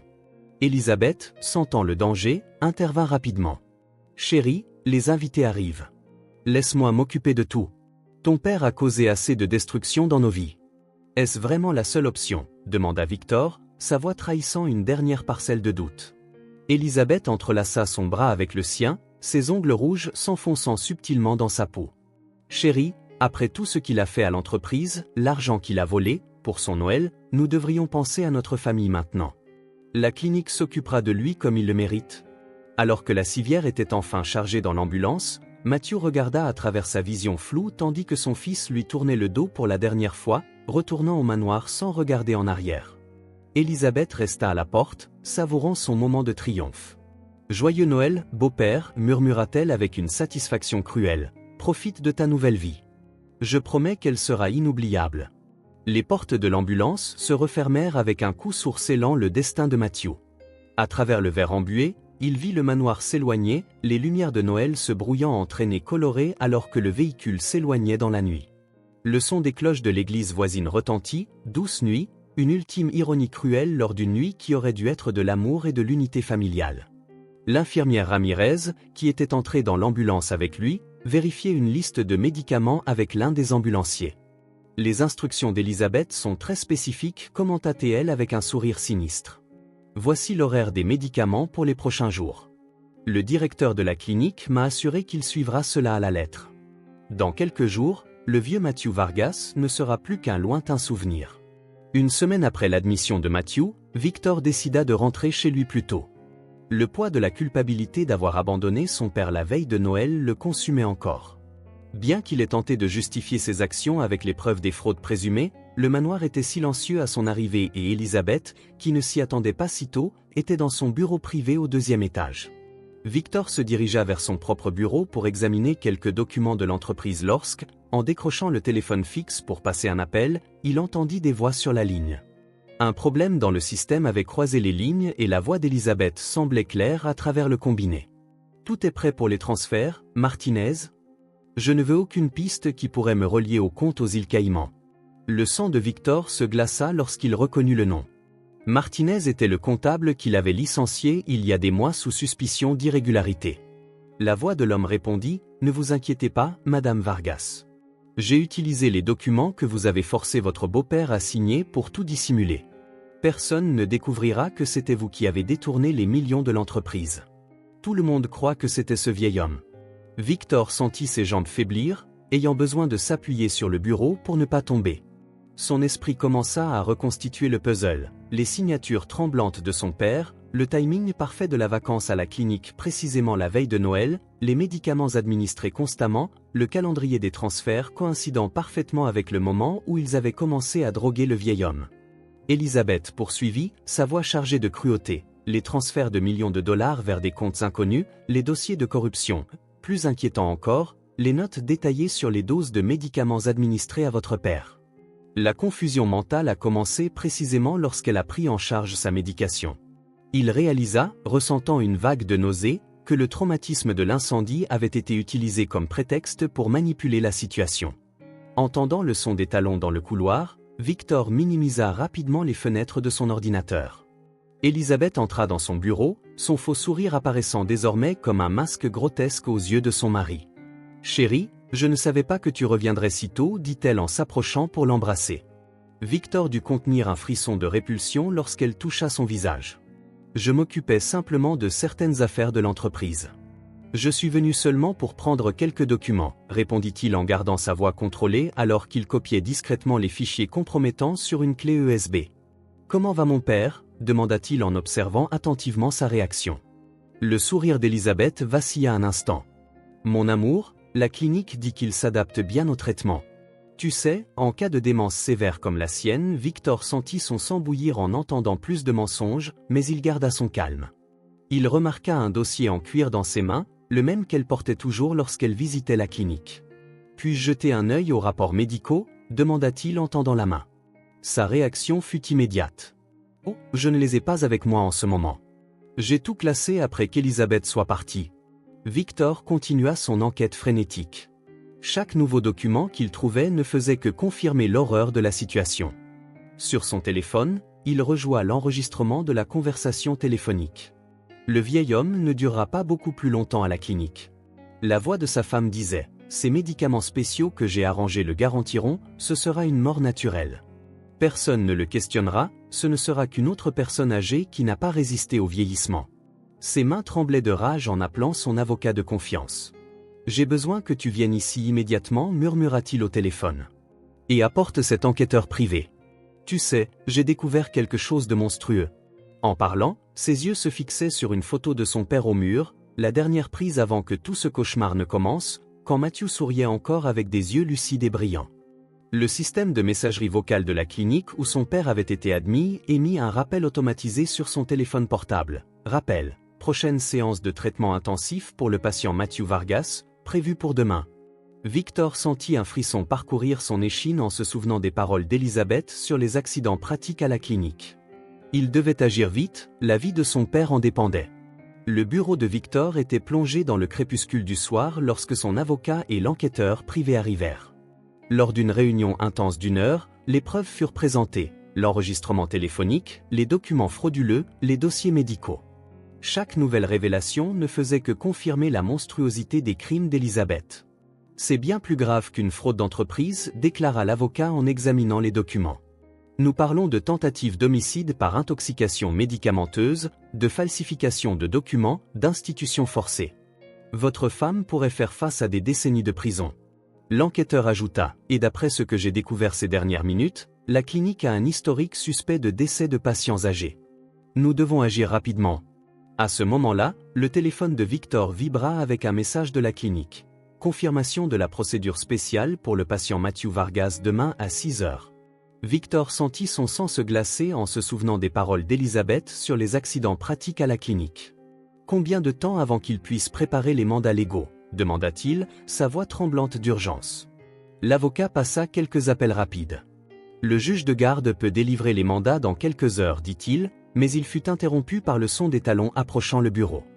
Rapidement, les hommes rangèrent les documents alors qu'Elisabeth entrait avec son faux sourire, figée à la vue de la réunion inattendue. « Chérie, je ne savais pas que nous aurions des visiteurs si tard, juste une réunion d'urgence concernant l'entreprise. » Victor mentit en observant sa femme avec de nouveaux yeux. Chaque geste de la part d'Elisabeth révélait maintenant sa vraie nature. La façon dont ses doigts tapotaient nerveusement son sac à main, le léger tremblement de son sourire artificiel. D'ailleurs, n'avais-tu pas une réunion avec le comptable Martinez aujourd'hui? Le nom causa une brève faille dans la maîtrise d'Elisabeth. Martinez? Non, chérie, tu dois te tromper. Je ne lui ai pas parlé depuis que tu l'as licencié. Le mensonge coula facilement de ses lèvres alors qu'elle lançait un regard calculateur aux documents partiellement visibles sur la table. Tout va bien? Tu sembles tendu après? Après qu'elle soit partie, l'enquêteur montra une autre découverte sur sa tablette. Je viens de recevoir ceci, monsieur, des dossiers de virement bancaire vers des infirmières Ramirez et des employés de la clinique. Votre femme a constitué tout un réseau de complices? Victor sentit une furie froide envahir son corps. Depuis combien de temps planifie-t-elle cela? Depuis combien de temps empoisonne-t-elle mon père, vole-t-elle mon entreprise, détruit-elle notre famille? Un nouveau message de la clinique fit vibrer son téléphone portable. Préparation pré-procédure initiée pour le patient Matthew Vargas. La panique s'empara de Victor. Il n'y a plus de temps à perdre, nous devons agir maintenant, déclara-t-il en se levant. Je n'attendrai pas demain et ne risquerai pas que mon père devienne une autre statistique dans cette clinique. Dehors, dans le bureau, ils entendirent Elisabeth au téléphone, sa voix basse et menaçante. Peu importe comment tu le fais, je veux que ce vieil homme soit éliminé avant. Quoi? Non, non, personne ne découvrira. Nous avons déjà toute la documentation préparée pour attester des causes naturelles. Victor sentit son cœur s'arrêter un instant, c'était la confirmation finale de ses pires soupçons. L'avocat passa rapidement un dernier appel. Le juge a accepté d'émettre les mandats immédiatement, mais la police ne pourra les exécuter que le matin, ajouta l'enquêteur. D'ici là, il pourrait être trop tard pour votre père. Victor regarda l'horloge, 22 heures. La procédure spéciale était prévue pour 6 heures du matin. Je n'attendrai pas la police, déclara-t-il en attrapant ses clés. Je vais sortir mon père de cette clinique maintenant. Alors qu'il se dirigeait vers la porte, il entendit la voix d'Elisabeth dans le couloir, toujours au téléphone. Oui, assure-toi qu'ils reçoivent les médicaments spéciaux ce soir. Je veux que tout soit résolu avant l'aube. Victor serra tellement fort ses clés qu'elles laissèrent des marques sur sa paume. C'était une course contre la montre et la vie de son père était en jeu. Victor fit irruption dans la clinique comme une tempête, accompagné de son avocat et de 2 policiers. Ils réussirent à se mobiliser en urgence. L'endroit résonnait de désinfectants et de désespoir, et les lumières fluorescentes clignotaient de manière inquiétante dans les couloirs vides. La nuit, l'infirmière essaya de les arrêter, mais l'ordonnance judiciaire dans leurs mains était irréfutable. La chambre du patient Matthew Vargas. Monsieur, nous ne pouvons pas autoriser les visites à cette heure. L'employé tenta de discuter, mais Victor l'interrompit avec une colère contenue. Mon père est empoisonné dans cet endroit. J'ai toutes les preuves, et si vous ne me l'emmenez pas immédiatement, je reviendrai avec la police fédérale et une équipe d'enquête complète. Ses yeux étincelaient de rage, ce qui fit reculer instinctivement l'infirmière. La chambre de Matthew se trouvait au bout d'un couloir isolé, loin des autres patients. Lorsqu'ils ouvrirent la porte, Victor sentit son cœur s'arrêter. Son père était attaché au lit, relié à divers tubes de médication. « Mon Dieu, papa !» s'écria-t-il en courant vers lui, les mains tremblantes en retirant les contraintes. Matthew ouvrit lentement les yeux, sa conscience luttant contre les sédatifs. La voix de Matthew était à peine un murmure, ses yeux essayant de se concentrer sur la silhouette devant lui. Victor commença à pleurer, tenant les mains tremblantes de son père. « Je suis désolé, papa. Je suis désolé d'avoir cru à cette vipère, je suis désolé d'avoir laissé cela arriver. J'ai tout découvert, Ses mensonges, ses vols, comment elle t'a empoisonné. Sa voix se brisa d'émotion. Un des policiers examina les bouteilles de médicaments, photographiant tout avec son téléphone portable. C'est pratiquement une chambre de torture chimique, déclara-t-il horrifié. La quantité de sédatifs et de psychotropes est criminelle. L'avocat documenta rapidement chaque pièce de preuve tandis que Victor essayait d'aider son père à se redresser. Même dans son état affaibli, Matthew leva une main tremblante pour toucher le visage de son fils. « Ne pleure pas, mon fils, murmura-t-il avec difficulté. Tu es venu, c'est ce qui compte. » Ces mots, chargés de pardon inconditionnel, firent que Victor étouffait davantage. « Comment peux-tu me pardonner, papa ? Je t'ai abandonné ici la veille de Noël, j'ai laissé cette femme t'empoisonner. » Les ambulanciers que Victor avait amenés commencèrent à préparer Matthew pour le transport. En retirant les tubes de médication, ils découvrirent des marques de piqûres sur les bras de l'homme âgé, preuve des injections forcées qu'il avait reçues. « Nous devons l'emmener à l'hôpital immédiatement, déclara l'un d'eux. Il est gravement intoxiqué avec la quantité de drogue dans son système. Nous rentrons à la maison, dit Victor en aidant les ambulanciers à transférer Matthew sur une civière. Je vais tout arranger, je promets que cette vipère paiera pour chaque seconde de souffrance qu'elle t'a causée. Matthew sourit faiblement, ses mains atteignant celles de son fils. Il murmura, le temps de pardonner. Ces mots simples portaient une sagesse qui fit réaliser à Victor la véritable signification de l'amour d'un père.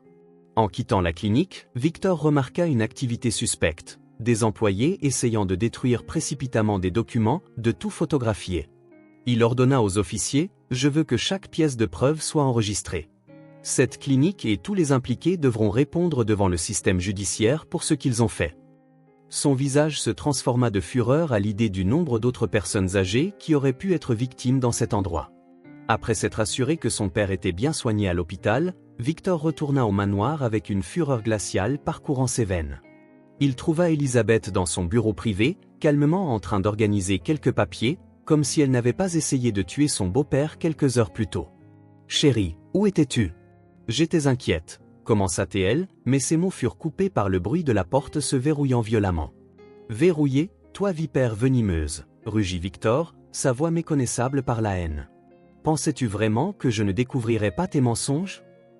D'un mouvement violent, il balaya tous les objets de son bureau en acajou, envoyant documents, cadres photos et ordinateurs portables s'écraser au sol. Elisabeth recula, toute sa couleur drainée de son visage. « De quoi parles-tu, mon amour ? Tu me fais peur. Tais-toi, tonna-t-il en attrapant la chaise en cuir et la lançant contre le mur. J'ai entendu ta conversation avec Martinez. Je sais tout, les détournements de fonds, les comptes aux îles Caïmans, les documents falsifiés. Chaque accusation était ponctuée par le bruit de quelque chose détruit tandis qu'Elisabeth se recroquevillait dans un coin. Et pire que voler mon argent, tu as empoisonné mon père, tu m'as fait abandonner mon père la veille de Noël. Le vase chinois préféré d'Elisabeth se brisa près de sa tête, la faisant crier « Comment as-tu pu être si monstrueux ?» Victor continua, des années de rage explosive éclatant en une seule fois. « Tu as drogué mon père, l'a forcé à signer de faux documents, prévoyant de le tuer dans cette maudite clinique. Regarde-moi dans les yeux et nie-le, espèce de serpent venimeux. » Victor, tu es délirant, essaya Elisabeth, mais son masque d'innocence tomba lorsqu'il lui lança un dossier rempli de preuves. J'ai tout ici, les transferts bancaires, les dossiers médicaux, ta conversation enregistrée avec Martinez, même l'infirmière Ramirez a déjà tout avoué à la police. Il attrapa une photo encadrée de leur mariage et la lança contre le mur, chaque moment de notre mariage était un mensonge. Le visage d'Elisabeth se transforma, abandonnant enfin son masque de femme dévouée. Tu veux connaître la vérité, siffla-t-elle avec venin. Oui, j'ai volé ta précieuse entreprise. Cet vieil homme inutile, ton père, a découvert et a essayé de m'arrêter. C'était si facile de le droguer et de faire croire à tout le monde qu'il était fou. Ces mots furent interrompus par Victor renversant toute une bibliothèque. Espèce de monstre, rugit-il en s'approchant de manière menaçante. Il aurait pu mourir dans cette clinique. Mon père, l'homme qui a tout construit, qui m'a élevé seul après la mort de ma mère. Ses mains tremblaient de fureur tandis qu'il frappait le mur à côté de sa tête. Sais-tu combien de nuits sans sommeil il a passé pour me donner une éducation, et tu l'as traité comme de la merde. Le bruit du verre brisé résonna dans le bureau tandis que Victor continuait sa destruction furieuse. Chaque objet dans cette pièce a été acheté avec de l'argent sale, l'argent que tu as volé tout en détruisant la vie de mon père. » Il attrapa le collier de diamants qu'il lui avait donné lors de leur dernier anniversaire de mariage et le jeta par la fenêtre. Tous les mensonges, chaque baiser, chaque sourire, chaque moment. Élisabeth essaya d'attraper son sac à main, mais Victor l'eut en premier, le jetant au sol et faisant tomber son contenu. « Tu cherches ça ?» demanda-t-il en tenant un dossier. « Voici tes précieuses preuves contre mon père. Regarde ce que je fais avec » cria-t-il en écrasant l'appareil contenant les informations sous sa chaussure italienne. Au milieu des décombres de ce qui était autrefois son bureau luxueux, Victor fixa Élisabeth avec un regard qui pouvait geler l'enfer. « Tu sais ce qui est pire ?» dit-il d'une voix dangereusement calme. « Ce n'était pas seulement l'argent, ce n'était pas seulement les mensonges. Tu as détruit la seule famille que j'avais, tu m'as fait douter de mon propre père, tu m'as transformé en monstre qui a abandonné un vieil homme la veille de Noël. » Élisabeth, réalisant que sa comédie était terminée, laissa complètement tomber son masque de femme dévouée. Ton père était un vieil homme intrusif qui méritait chaque goutte de médicament qu'il prenait, elle cracha avec venin. C'était si facile de te manipuler, si pathétique avec ta confiance aveugle, elle ne put finir la phrase. Victor attrapa une bouteille de whisky coûteuse et la jeta contre le mur. Le liquide ambré s'écoulait comme du sang sur la surface. Assez, tonna-t-il, sa voix faisant trembler les fenêtres. Tu as exactement 10 minutes pour prendre tes affaires et disparaître de ma vie. Si tu es dans cette maison une seconde de plus, j'appellerai la police et je m'assurerai personnellement de te voir pourrir en prison. Ses yeux brillaient d'une fureur meurtrière alors qu'il s'approchait d'elle. Et crois-moi, j'ai suffisamment de preuves pour m'assurer que tu ne verras plus jamais la lumière du jour. Élisabeth tenta de maintenir son attitude arrogante. Même acculée, tu n'oserais pas, commença-t-elle, mais fut interrompue par Victor frappant le mur à quelques centimètres de son visage. Ne me teste pas, rugit-il. J'ai déjà mobilisé des avocats, la police fédérale et même Interpol. Tes comptes aux îles Caïmans sont déjà gelés, tes complices sont en train d'être arrêtés pendant que nous parlons. Tu n'as plus rien. D'un mouvement violent, Victor arracha un cadre du mur, le certificat de mariage encadré, et le brisa de ses mains nues, ignorant les coupures infligées par les éclats de verre. 9 minutes restantes maintenant, et je te suggère de ne prendre que tes vêtements, car chaque objet dans cette maison a été acheté avec de l'argent volé, même ces bijoux dégoûtants qui coûtent la dignité de mon père. Tu ne peux pas me laisser sans rien. » Élisabeth cria, son visage tordu de rage. « J'ai des droits, » rétorqua Victor en riant, dépourvu d'humour. « Droits ? Quel droit à un criminel qui a tenté de tuer un vieil homme ? Tu veux que j'appelle la police maintenant ? Et si nous discutions de tes droits dans une cellule à Mérida ? » Élisabeth courut vers le coffre-fort derrière un tableau, mais Victor avait déjà changé la combinaison. « Tu cherches tes faux documents ou peut-être les preuves que tu gardais pour me faire chanter ?» Il lança un dossier calciné devant elle. « Je les ai déjà tout brûlés, tu n'as plus rien avec quoi négocier, espèce de vipère. » Le bruit des sirènes commença à résonner au loin, rendant Élisabeth pâle. 8 minutes. Victor avertit avec un sourire cruel.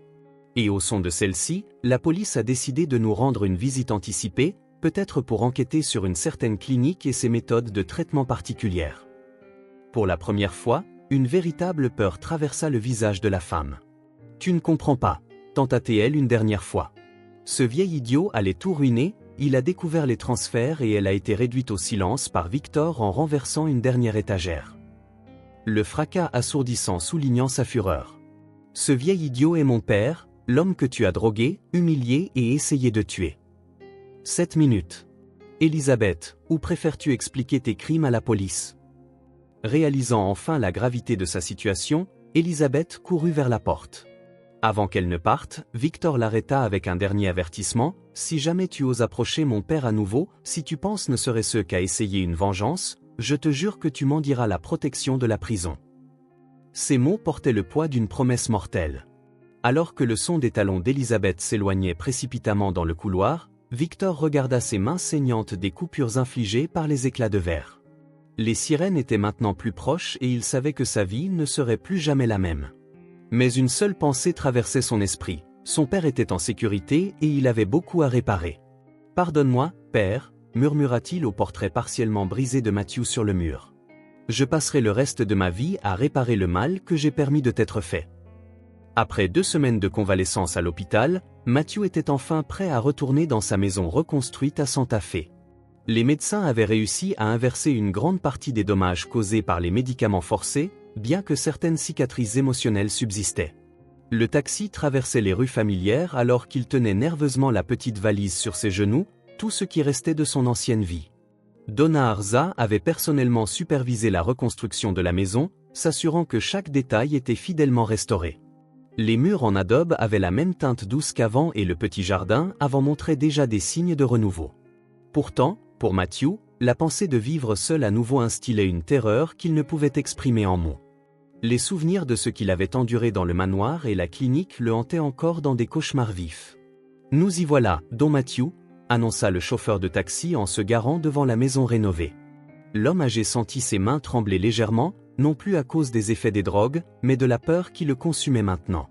La solitude, autrefois une compagne familière, se dressait comme un monstre prêt à le dévorer. « Je ne sais pas si je peux », murmura-t-il pour lui-même, toujours assis à l'arrière du taxi. Les nouveaux rideaux ondulaient doucement dans la brise de l'après-midi, lui rappelant ceux que Carmen avait semés il y a tant d'années.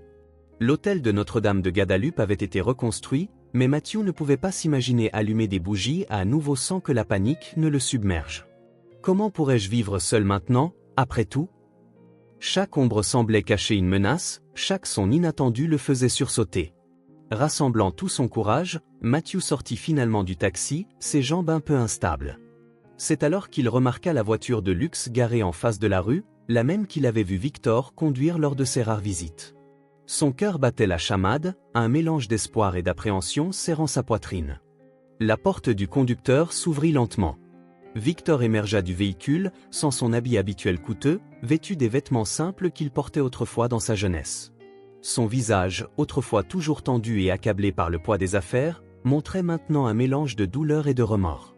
Père et fils se regardèrent, le temps semblant se figer alors que des années de distance et de blessures se dissolvaient en larmes non versées. « Pardonne-moi, père », commença Victor, sa voix se brisant d'émotions brutes. « J'ai passé des nuits blanches à penser comment j'ai pu être si aveugle, si absent.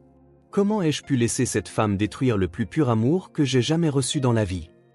Les larmes d'amour coulaient maintenant librement sur son visage alors qu'il s'approchait, remarquant chaque marque que la médication et la souffrance avaient laissée sur son père. « Je sais, je ne crains pas l'échec en tant qu'homme d'affaires, mais je crains d'échouer encore en tant que fils, de ne pas mériter ton pardon après leur avoir permis de te faire tant de mal. » Les yeux de Matthew se remplirent de larmes alors que son fils s'approchait. Combien de nuits à la clinique ai-je rêvé de ce moment? Combien de prières désespérées ai-je faites, drogue et confus, demandant seulement de voir mon fils une fois de plus? Mon fils, sa voix étranglée par des sanglots retenus, les bras tremblants en essayant de joindre Victor. Il n'y a rien à pardonner, un père pardonne toujours, toujours. Ces mots étaient ponctués d'émotion. Je voulais juste pouvoir te serrer dans mes bras une fois de plus. Avant que Victor ne laisse son père finir, il l'enveloppa dans une étreinte serrée comme il ne l'avait pas fait depuis l'enfance. Aucun père ne dira plus, tu ne seras plus jamais seul, jamais plus, je le promets, par la mémoire de ma mère, par tout ce que tu as sacrifié pour moi. Ce fils n'abandonnera plus jamais son père. Victor atteignit enfin son père, plaçant doucement ses mains sur ses épaules. Non, papa, ça n'ira pas, parce que tu ne seras pas seul. Les yeux pleins de larmes rencontrèrent ceux de son père. J'ai vendu le manoir, j'ai vendu tout ce qui me rappelait cette vie d'apparence et de mensonge. J'ai acheté une maison à proximité, à seulement 2 pâtés de maison, je suis venu te faire vivre avec moi. Matthew sentit ses jambes faiblir et Victor le soutint rapidement. Le fils qui avait toujours été si distant, si absorbé dans sa vie de luxe et d'affaires, était maintenant là, offrant non seulement sa présence, mais une nouvelle chance pour qu'il soit vraiment une famille. Mais ton entreprise, ta vie à New York, tenta Matthew de discuter, à peine croyant ce qu'il entendait. La maison reconstruite semblait les regarder silencieusement tandis que père et fils restaient sur le trottoir, chacun portant le poids de sa propre culpabilité et de ses peurs. Matthew regarda la porte de sa maison avec une appréhension visible. Chaque fois qu'il fermait les yeux, des souvenirs des jours de terreur dans le manoir et la clinique l'assaillaient. La peur d'être seul maintenant luttait avec la peur d'être un fardeau pour son fils. L'entreprise peut être gérée de n'importe où, continua Victor, percevant l'hésitation de son père. En fait, j'ai déjà vendu une grande partie des actions, je n'ai gardé que ce qu'il fallait pour assurer notre confort, mais sans la folie que la vie était devenue. Ses yeux balayaient la rue calme de Santa Fe, si différente de l'agitation frénétique de New York. J'ai réalisé que je perdais les choses qui comptaient vraiment, à courir après ce qui n'avait aucune valeur. Matthew tenta de faire un pas vers la maison, mais ses jambes tremblaient violemment. Les souvenirs arrivaient comme une avalanche incessante. Le goût amer des médicaments forcés, le rire cruel d'Elizabeth, les nuits sans fin à la clinique, attaché et confus, suppliant son fils. Un profond hoquet s'échappa de sa poitrine alors qu'il titubait. Victor le tenait fermement, sentant le corps frêle de son père trembler comme une feuille dans le vent. « Père, pardonne-moi » implora Victor, sa voix étranglée de larmes qu'il ne pouvait plus contenir. « Chaque nuit depuis que j'ai découvert la vérité, j'ai eu des cauchemars de toi dans cette clinique, drogué et seul, m'appelant. Comment ai-je pu leur permettre de faire cela à l'homme qui a dédié toute sa vie à m'élever, qui a travaillé jusqu'à ce que ses mains saignent pour me donner une éducation ?» Il tenait le visage de son père entre ses mains, observant chaque ride de souffrance que les derniers mois avaient laissé. « J'ai tellement peur, père. Peur de ne pas savoir comment prendre soin de toi, de ne pas pouvoir guérir les blessures que j'ai laissées dans ton âme. Tu as toujours été si fort, si courageux, et j'ai permis qu'ils détruisent cette force. » Fils, mon fils. Matthew pouvait à peine parler, ses mains tremblantes serrant la chemise de Victor comme craignant qu'il ne disparaisse. « Je ne peux pas être ton fardeau, j'ai déjà détruit tellement. Ton mariage, ta vie, tes rêves à cause de moi. Tu as tout perdu ce que tu as construit. Comment puis-je accepter plus de sacrifices de ta part ?» De grosses larmes coulent sur son visage ridé, chacune portant des années de douleur et de solitude. « Je ne suis plus qu'un vieil homme brisé maintenant, je ne peux même plus faire confiance à mes propres pensées. » Victor tenait son père par les épaules, ses yeux étincelants d'émotion et de détermination. « Non, père, tu n'as rien détruit, c'est moi qui ai tout détruit avec mon aveuglement, avec mon ambition vide. J'ai laissé une vipère entrer dans nos vies et empoisonner le plus pur amour que j'ai jamais connu, l'amour d'un père. Tu m'as appris tout sur l'honneur, le travail, la dignité, et j'ai permis à cette femme de transformer ses valeurs en cendres.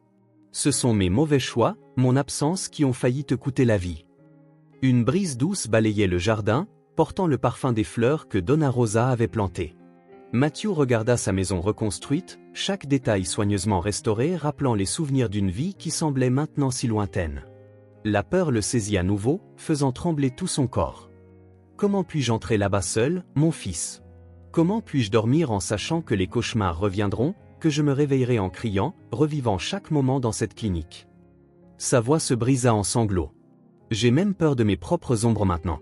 Quel genre de père suis-je pour ne plus pouvoir vivre seul sans trembler de peur ?»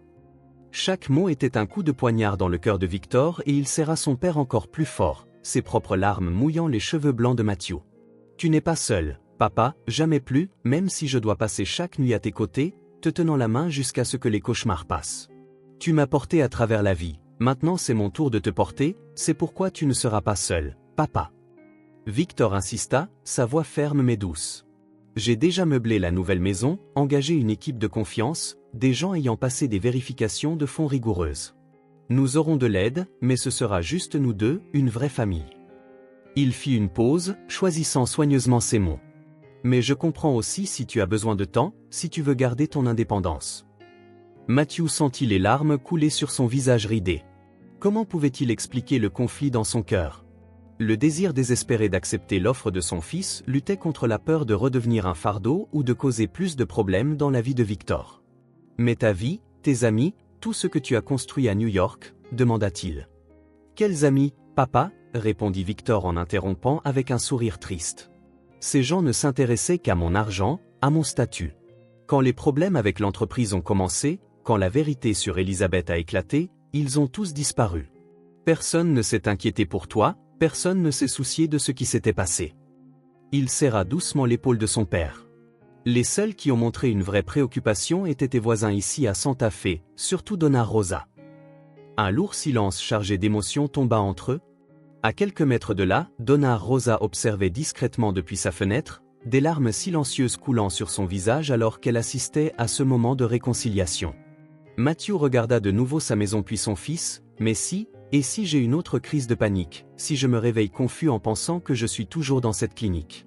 Victor s'approcha encore plus de son père, ses yeux révélant une détermination inébranlable. « Si tu as des cauchemars, je serai là pour te réveiller. Si tu as peur, je serai à tes côtés.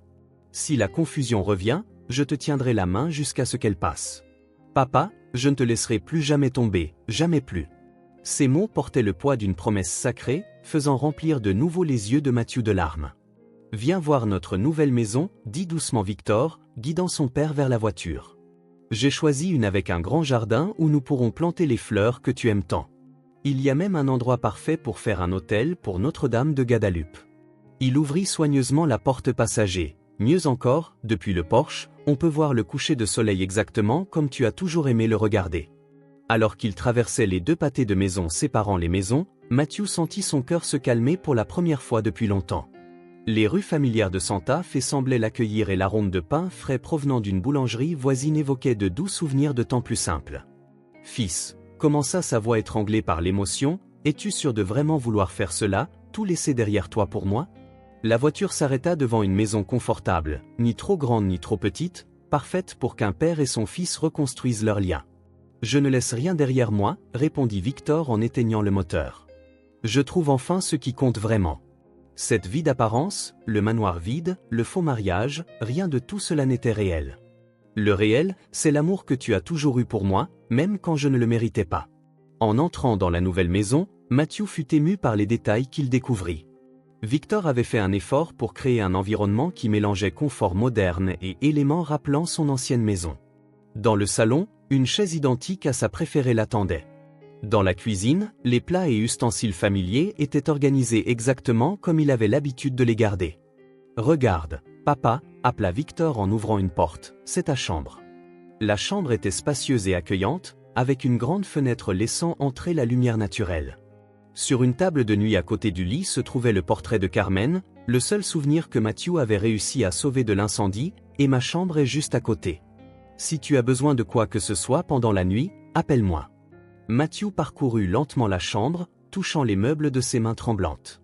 Dans un coin, il y avait une petite table déjà installée avec de nouvelles bougies et une image de Notre-Dame de Guadalupe, mais ces bougies étaient électriques, un détail réfléchi de Victor pour empêcher son père de revivre le traumatisme de l'incendie. « Fils » sa voix le trahit sous l'émotion, « je sais que cela prendra du temps » dit Victor en étreignant les épaules de son père. « Je sais que les cicatrices ne disparaîtront pas du jour au lendemain, mais nous sommes ensemble maintenant, papa, et je promets de ne jamais laisser quoi que ce soit ou qui que ce soit te blesser à nouveau. » Il fit une pause, avalant la boule dans sa gorge. « Tu m'as appris que l'amour d'un père est inconditionnel, maintenant c'est mon tour de prouver que l'amour d'un fils peut l'être aussi. » Dehors, le soleil commençait à se coucher, peignant le ciel de Santa Fe de nuances d'orange et de rose. Père et fils regardèrent le spectacle depuis le porche, leurs ombres se fondant en une seule. Matthew, enfin se sentant en sécurité après si longtemps, murmura merci, Phil. Victor se contenta de serrer sa main en réponse, les mots n'étant plus nécessaires. L'arôme de tamal les atteignit. Donna Rosa, bien sûr, préparait déjà le dîner de bienvenue. Bientôt, la maison serait remplie de la chaleur des plats faits maison et du son des voix amicales, mais pour l'instant, père et fils restaient silencieux sur le porche, leur cœur enfin en paix. Le passé avec ses douleurs était laissé derrière eux et un nouveau chapitre de leur vie commençait, un chapitre écrit avec amour, pardon et la promesse de ne plus jamais se séparer. Une année s'était écoulée depuis ce Noël qui avait changé à jamais la vie de la famille Vargas. La maison où père et fils vivaient maintenant ensemble était magnifiquement décorée pour la fête de Noël. Matthew, assis dans son fauteuil préféré, regardait avec des yeux larmoyants son fils ajuster les dernières décorations sur le sapin de Noël. Pas un sapin luxueux comme ceux du vieux manoir, mais un choisi avec amour par les deux au marché local de Santa Fe. « Tu sais, fils » commença Matthew, sa voix maintenant ferme et sereine, très différente des chuchotements craintifs de l'année précédente. Chaque ornement sur ce sapin me rappelle comment Dieu écrit droit avec des lignes courbes. Ce qui semblait être notre destruction s'est avéré être notre salut, nous avons dû tout perdre pour trouver ce qui comptait vraiment. Victor s'approcha, suspendant une étoile dorée au sommet. Il descendit l'échelle et embrassa son père, remarquant comment il avait retrouvé l'éclat dans ses yeux et la force dans sa voix. L'année n'avait pas été facile, il y a eu des nuits de cauchemars, des moments de peur et d'anxiété, des jours où les souvenirs du passé semblaient vouloir les avaler. Mais ils ont tout affronté ensemble, chaque défi renforçant davantage leur lien. « Tu m'as appris la vraie signification du Christ cette année » répondit le père Victor en observant la crèche qu'ils avaient installée ensemble, chaque pièce soigneusement choisie lors des foires artisanales locales. Il ne s'agit pas de cadeaux coûteux ou de fêtes somptueuses, il s'agit de renaissance, du miracle de l'amour qui surmonte toutes les adversités. Dans la cuisine, l'arôme de tamal préparé par Donna Rosa se mêlait au chocolat chaud que Matthew pouvait maintenant faire à nouveau, ses mains ne tremblant plus en allumant la cuisinière. La table était dressée avec un apron brodé fait par Carmen des années auparavant, qui avait miraculeusement survécu à l'incendie, un rappel constant que certaines choses précieuses résistent même aux pires tempêtes. « Te souviens-tu de ce que tu m'as dit quand j'étais petit ?» demanda Victor en aidant son père à s'asseoir dans son fauteuil. Ce Noël, c'est quand Dieu nous rappelle que même dans les situations les plus humbles, la plus grande lumière du monde peut être portée. Matthew acquiesça en souriant en se remémorant les histoires qu'il avait l'habitude de raconter à son fils. « Et tu avais raison, c'était quand nous étions à notre moment le plus sombre que nous avons trouvé notre lumière. » Sur le mur, une nouvelle photo encadrée montrait père et fils souriant devant la maison, plus le manoir froid et imposant, mais une véritable maison réchauffée par l'amour et la compréhension mutuelle. À côté, le portrait de K semblait leur sourire, comme pour approuver la nouvelle vie qu'ils avaient construite ensemble. « Noël est un temps de pardon, » poursuivit Matthew, sa voix étranglée par l'émotion, mais c'est aussi un temps de gratitude. « Je suis reconnaissant même pour les moments difficiles, fils, car ils t'ont ramené à moi, pas l'homme d'affaires occupé qui avait à peine le temps pour un appel téléphonique, mais mon garçon, celui qui a toujours su ce qui comptait vraiment dans la vie. » Victor s'agenouilla à côté du fauteuil de son père, tenant ses mains, des mains qui ne tremblaient plus de peur mais parfois d'émotion. « Le vrai miracle de Noël, papa, c'était toi qui m'as appris que l'on n'est jamais trop tard pour recommencer, que l'amour d'un père est plus grand que n'importe quelle erreur, plus fort que n'importe quelle tempête. » Dehors, les cloches de l'église commencèrent à sonner, annonçant la messe de minuit. Les rues de Santa Fe se remplirent du son des enfants chantant des chants de Noël, leur voix portant le message éternel d'espoir et de renouveau.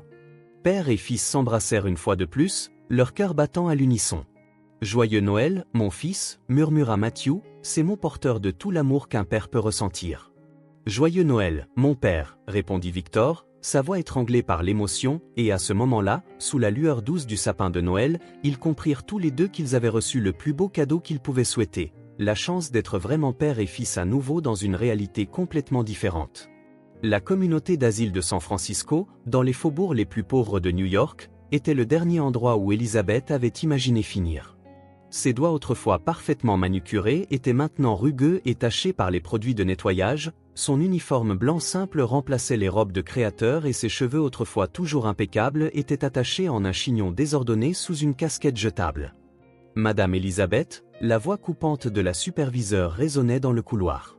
Urgence dans la salle de bain de Monsieur Gomez, il semble qu'il ait eu un accident particulièrement désastreux aujourd'hui, et d'après ce qu'on m'a dit, ce n'était pas qu'un seul accident, il y en a eu plusieurs en succession et il s'est assuré de les étaler. Elizabeth sentit la bile monter dans sa gorge alors que la superviseure souriait malicieusement. Ah, et il a commenté qu'il se sentait inspiré en se rappelant comment tu traitais le pauvre Monsieur Matthew, curieux de voir à quel point la mémoire des personnes âgées peut être sélective, n'est-ce pas? La superviseure s'approcha d'elle, le nez plissé de dégoût. Et cette fois, je veux que tout soit impeccable, pas ce nettoyage superficiel d'une riche madame. Tu nettoieras chaque centimètre de cette salle de bain avec une brosse à dents et tu peux commencer par enlever toute cette saleté qu'il a assurément frottée sur les murs. Il semble que Monsieur Gomez ait été assez artistique aujourd'hui. Elle jeta un paquet de brosses à dents par terre.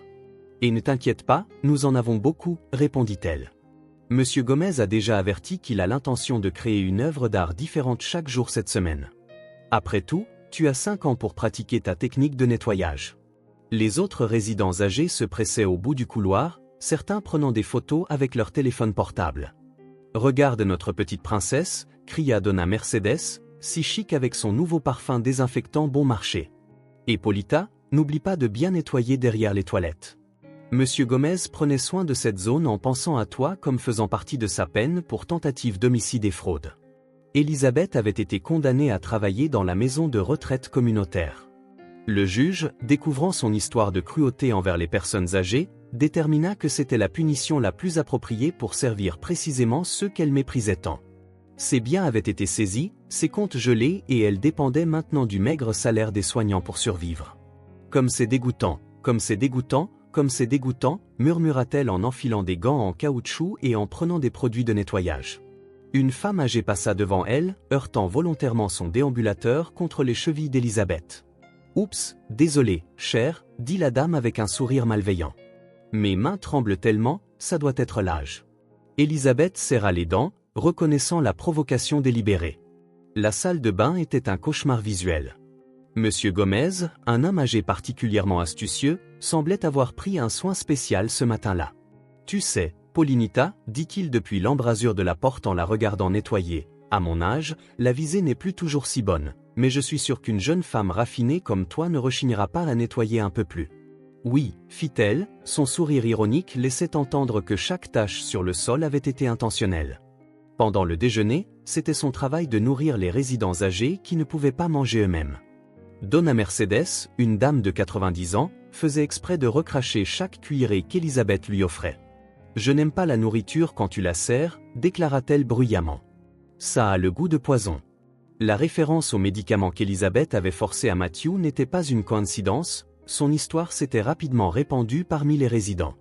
« S'il te plaît, Donna Mercedes », supplia Elisabeth en essayant de garder son calme en nettoyant les pommes de terre écrasées de son uniforme. « Je veux que tu manges », la vieille dame se contenta de sourire en montrant ses fausses dents. « Oh, maintenant tu t'en soucies que la personne âgée mange ou non ? Quel changement intéressant !» Les autres résidents riaient, savourant chaque moment de l'inconfort de l'ancienne mondaine. La superviseure réapparut, ses sourcils froncés avec désapprobation.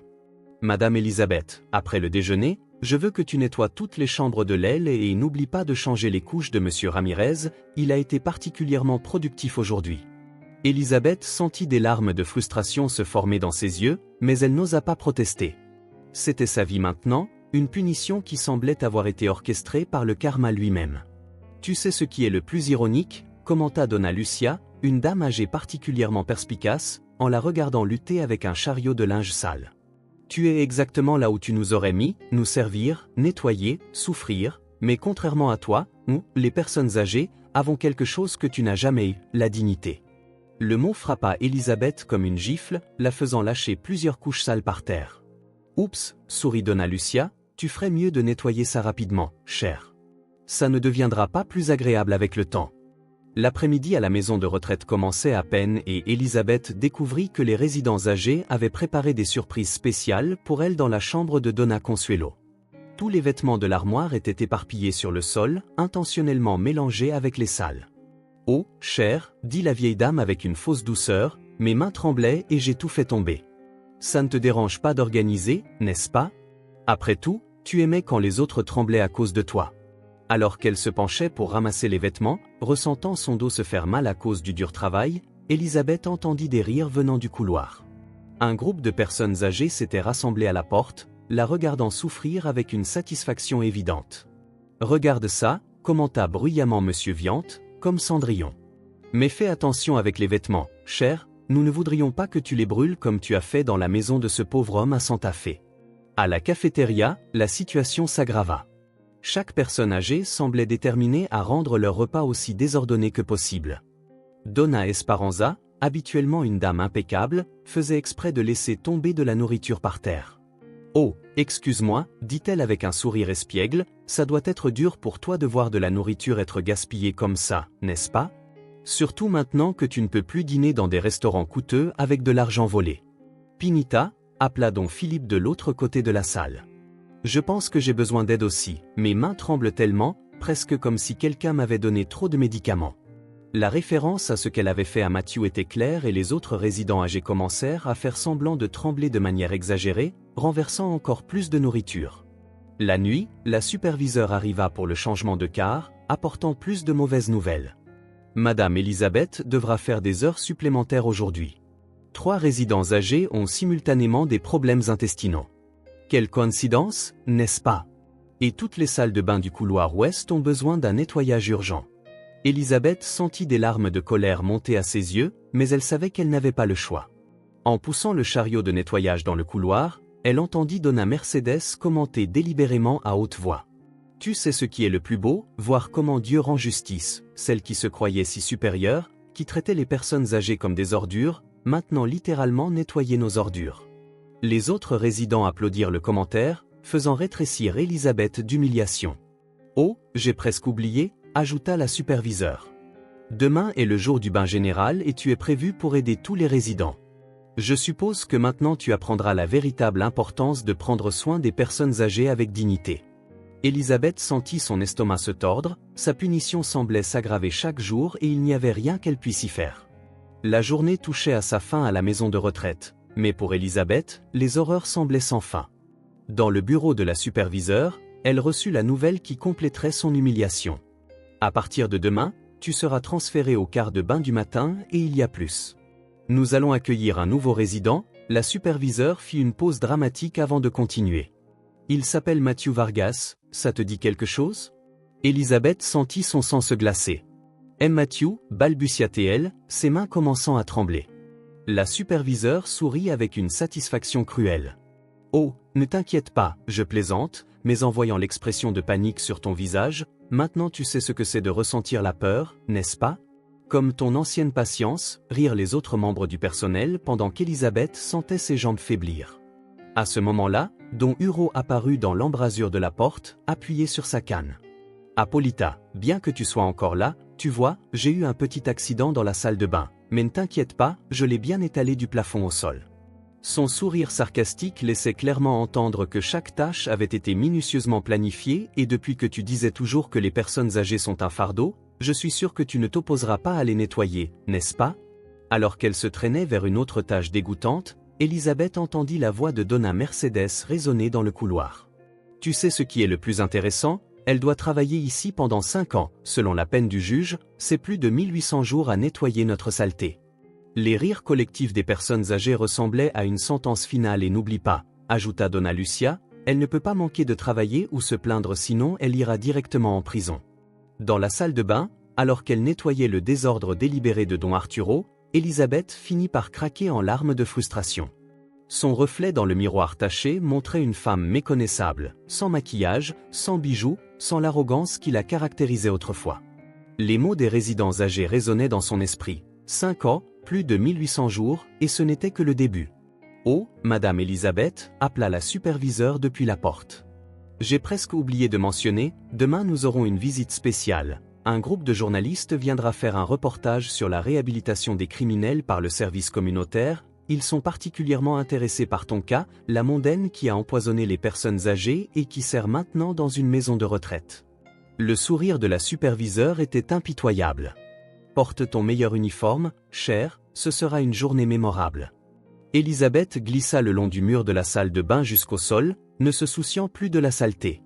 Ses rêves de luxe et de pouvoir s'étaient transformés en un cauchemar sans fin de couches sales, de salles de bain filthy et de résidents âgés vindicatifs. Et pire encore, chaque humiliation, chaque tâche dégradante, chaque moment de souffrance était exactement ce qu'elle méritait. En y pensant, la superviseure continua. Je pense que je vais aussi te mettre au quart de bain du matin. Tous les 45 résidents ont besoin d'aide pour se baigner et je suis sûr que quelqu'un d'aussi dévoué que toi ne rechignera pas à donner un coup de main. Elle fit une pause avant d'ajouter. Et n'oublie pas, demain c'est le jour du lavage collectif des intestins, prépare tes gants, cher. Cette nuit, seule dans sa petite chambre louée, tout ce qu'elle pouvait se permettre avec un salaire minimum, Elisabeth fixa son reflet dans le miroir factice. La femme qui autrefois défilait lors d'événements de gala était maintenant une masse de désinfectants bon marché, ses ongles autrefois parfaitement manucurés étaient courts et tachés, et demain serait juste un autre jour d'humiliation sans fin.